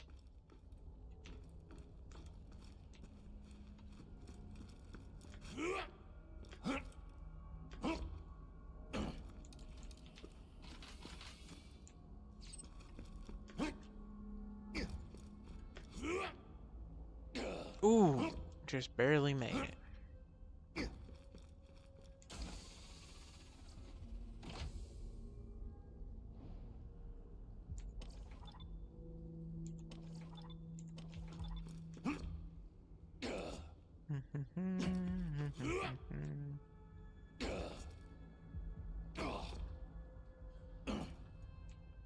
Yo, Sam, I heard Morty was in danger and you were wrecking face to help him.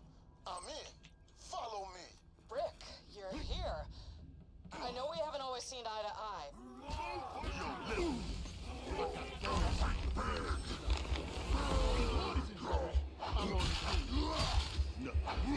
Kill the little man! I'll leave you to it. Do as you do best, Brick. Swallowed your soul! Mordecai's been on my ass. I can't hear you! Watching Harvey. Put the joke's on him. Now, I feel the hurt. Time for a rampage! Let's go prove. saw some more struggles overhead. Nothing these weed whackers can't handle. Gotcha!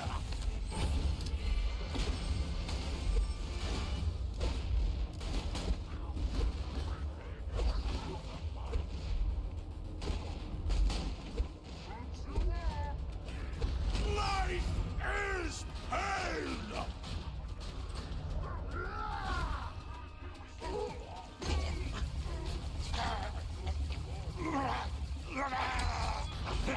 It's beginning to bleed.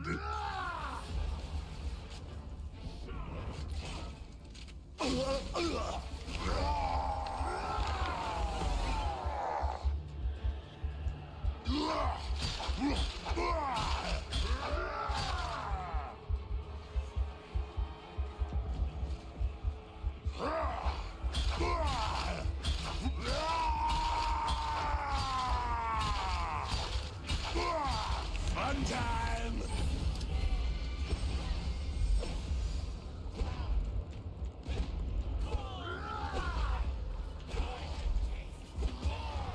Oh, you son of a bitch.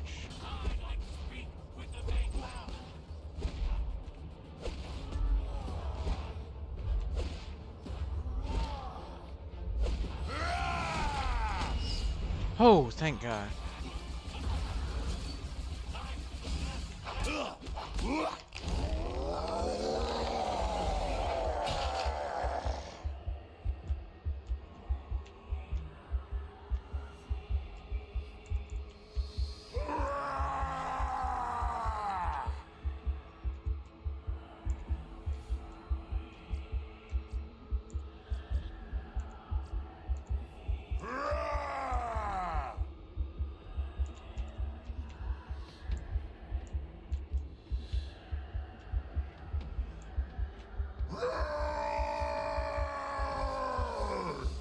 Ooh.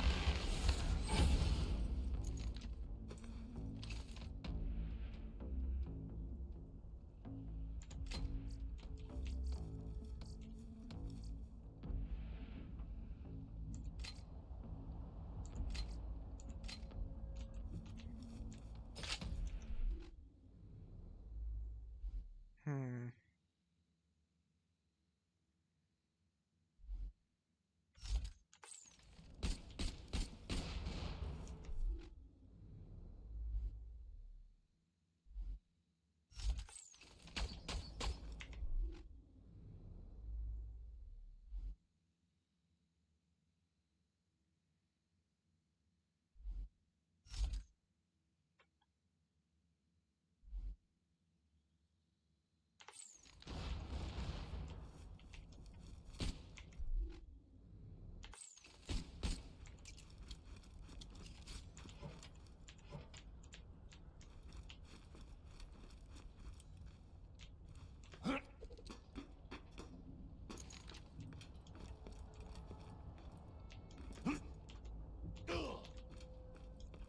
I am very close to leveling up. How close, though?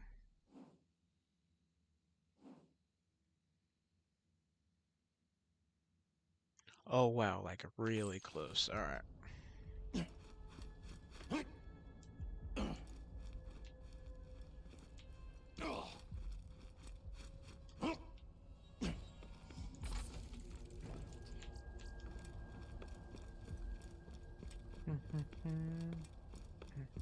Yeah. Damn! Been a while since we fought Hyperion, but you...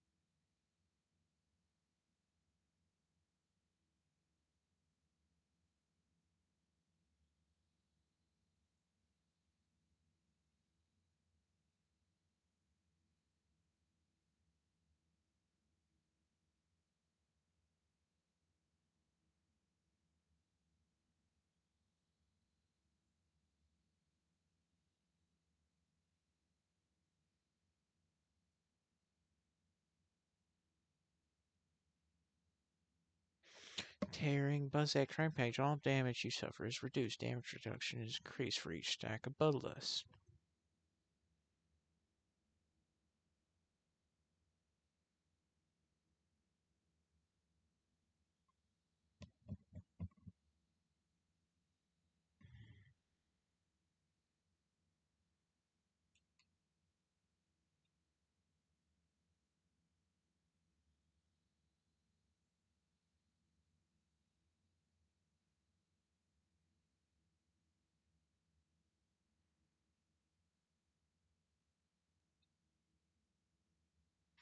Damage is increased for each stack plus and overkill damage also.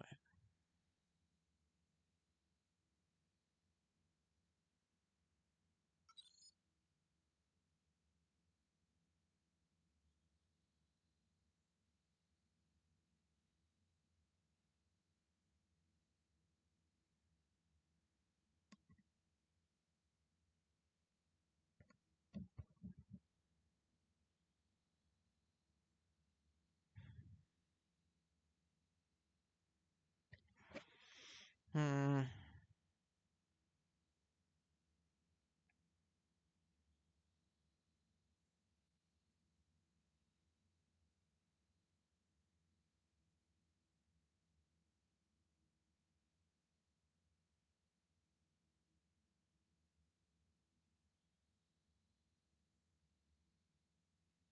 Damn it.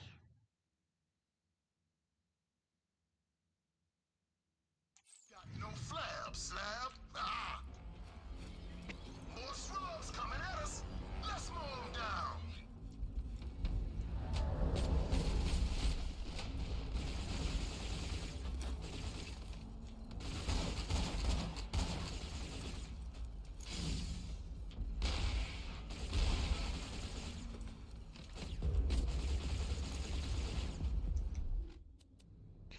Wait, where is my...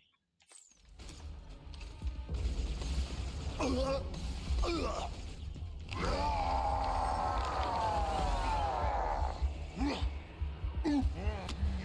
nothing!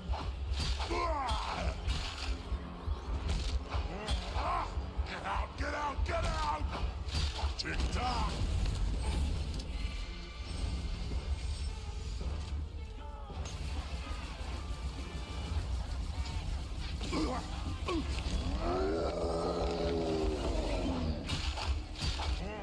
Such beautiful misery!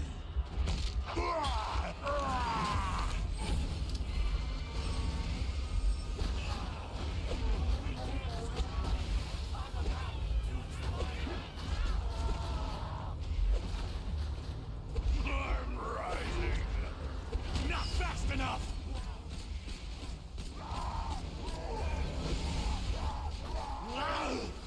It's a red shower for a big fist!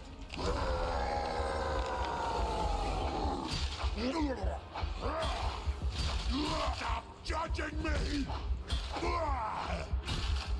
Time's up!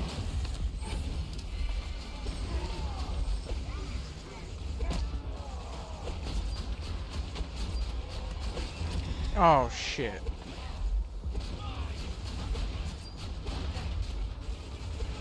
Well, I'm not gonna kill anything.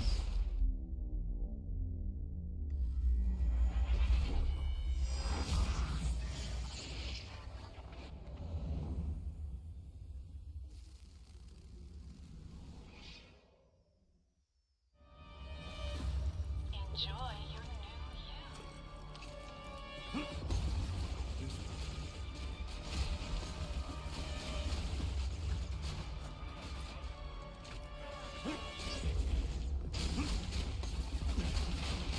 you. Burst it!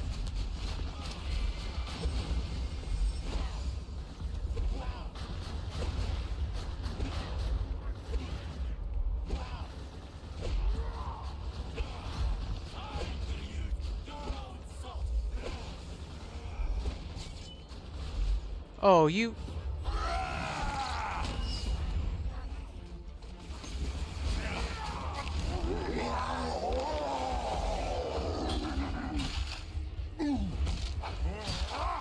Gotcha! I smell a little drop.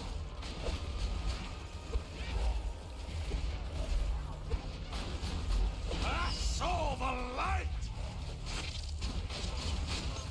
I got a huge hand! Eat my wrath! The crimson jets fill me up!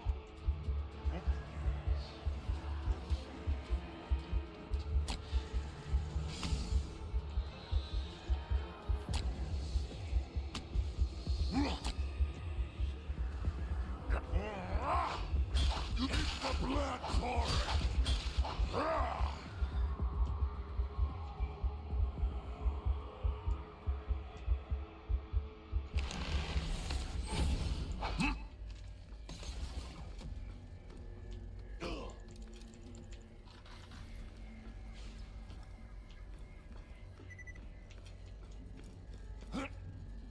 Oh, I don't know how you want me to do... Oh. Keep smashing.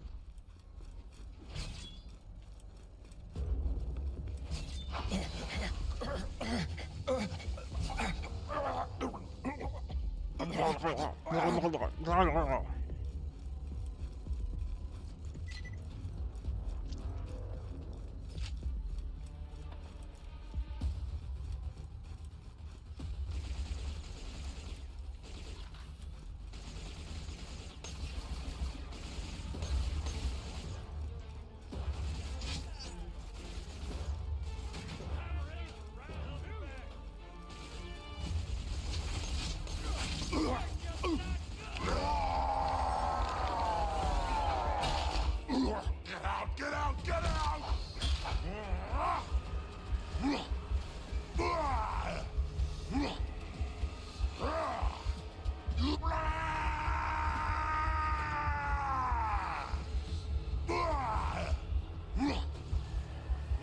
Never stop the killing! Never! Stop talking to me! Shut up!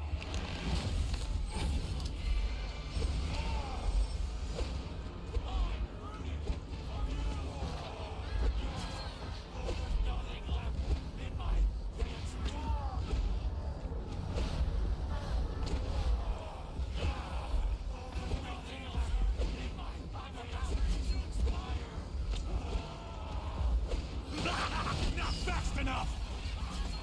I can't take it! Stop judging me! Shut up!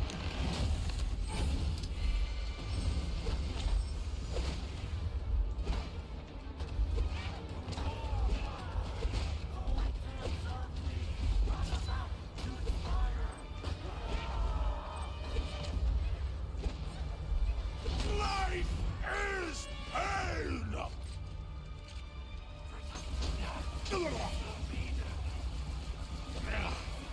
I got a rampage! Gotta heal! Get out of my head!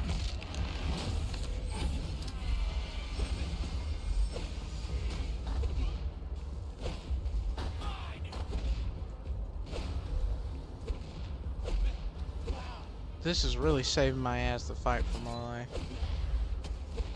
I can't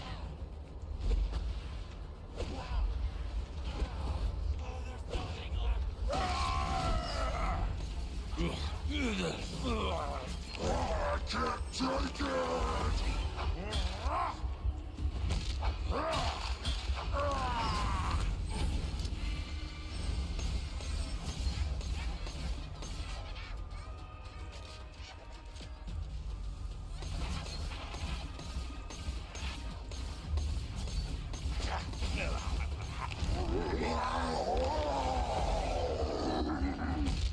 I swallowed your soul! Let me loose! Quiet!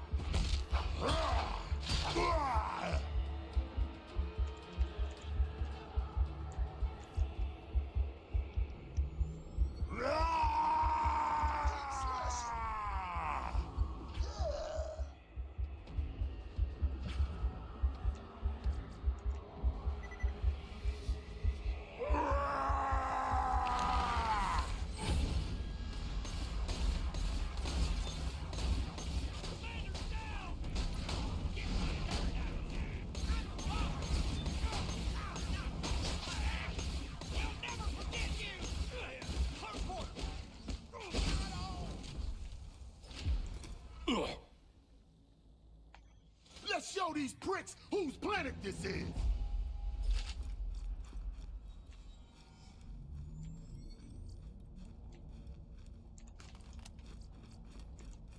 Timber! Bruise my cuticle on that one. Hell yeah. I'll post up here. You get in there and blast those fools. Morty's life is on the line. Time to practice some botany. See you at the back burner, Slab.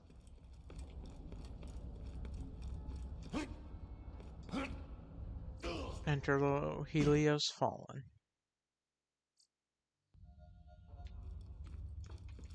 All right, time to wreak vengeance on the loader bots that Hector hacked to murder most of my clan. There's more important things at stake, Bandit. We need that moonshot cannon to clear the way to Cassius. He's our only hope of curing Mordecai. Right, of course, totally. Yeah. I'll give you a ton of cash if you also wreak my vengeance.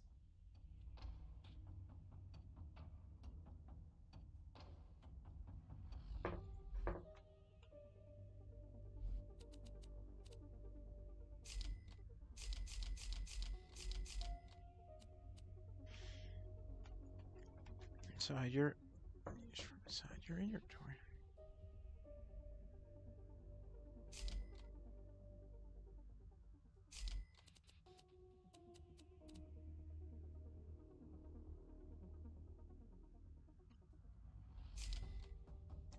Farewell, friend.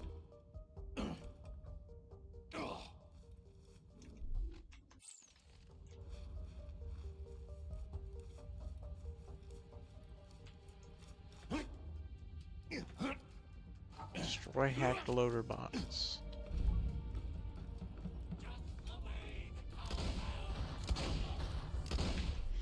Oh yeah, hold on.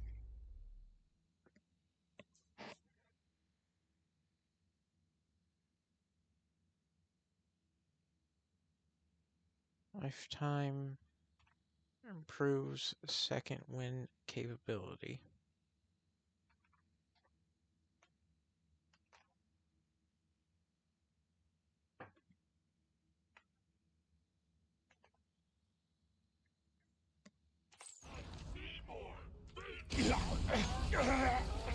I'm losing blood.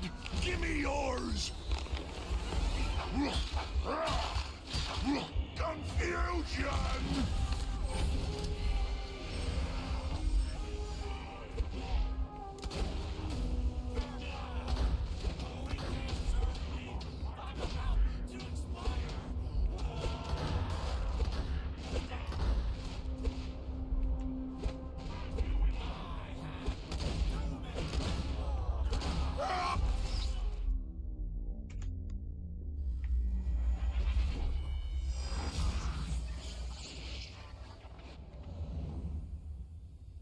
I I'm actually gonna... The Hyperion Corporation would like to remind you that the afterlife is extremely boring and not worth visiting.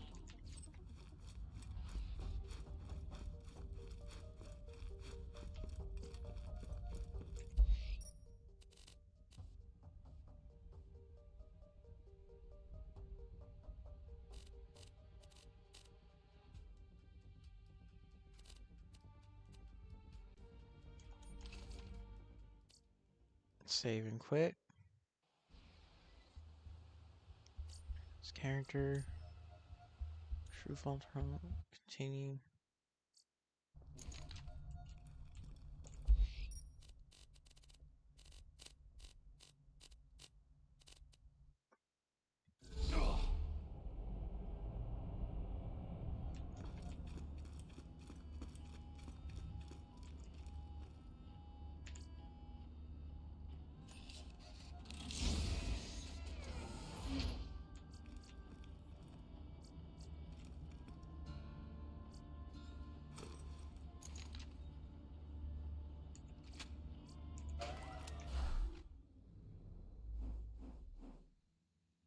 Hmm.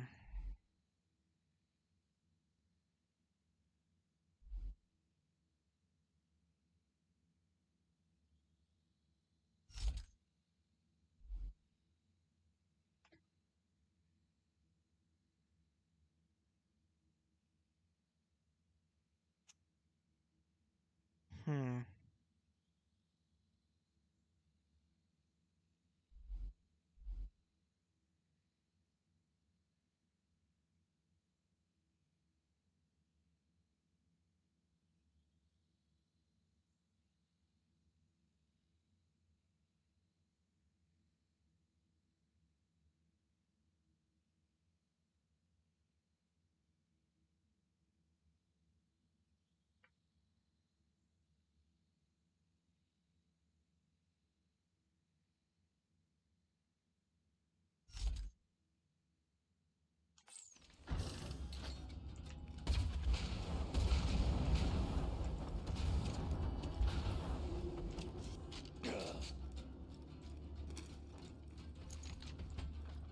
Welcome to the black market. Don't tell your friends. Hmm. Take it and go. What a sucker.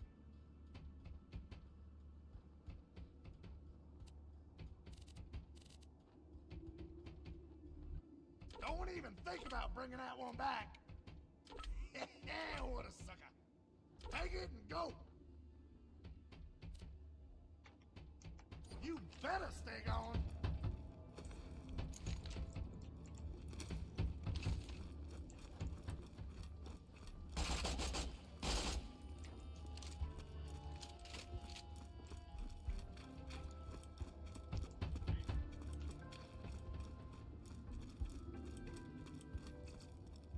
Why loot the dead when you can buy from me?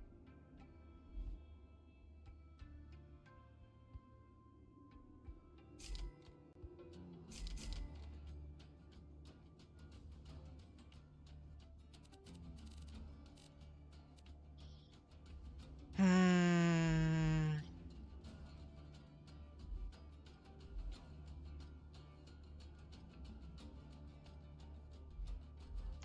Your cash ain't worth a thing if you don't spend it.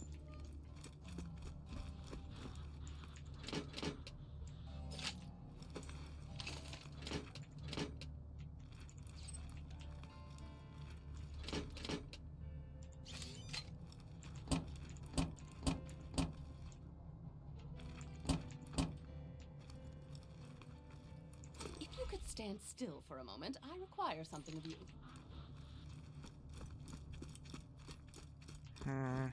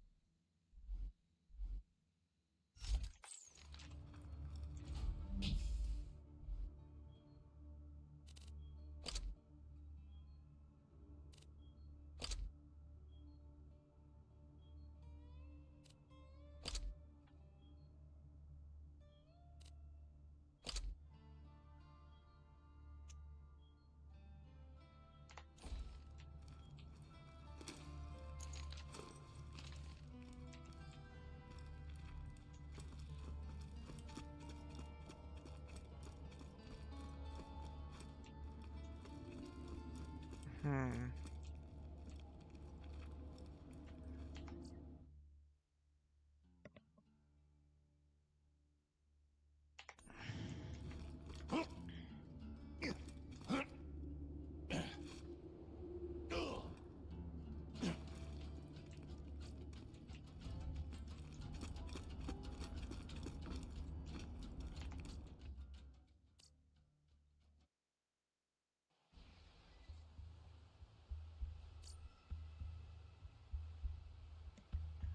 Time. 3 days, 23 hours, 12 minutes, and 53 seconds.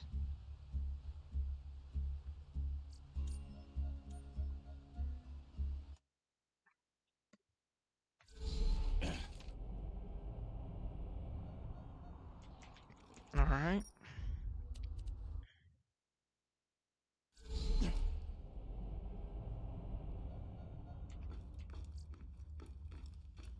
Alright, I will see you next time. Bye-bye.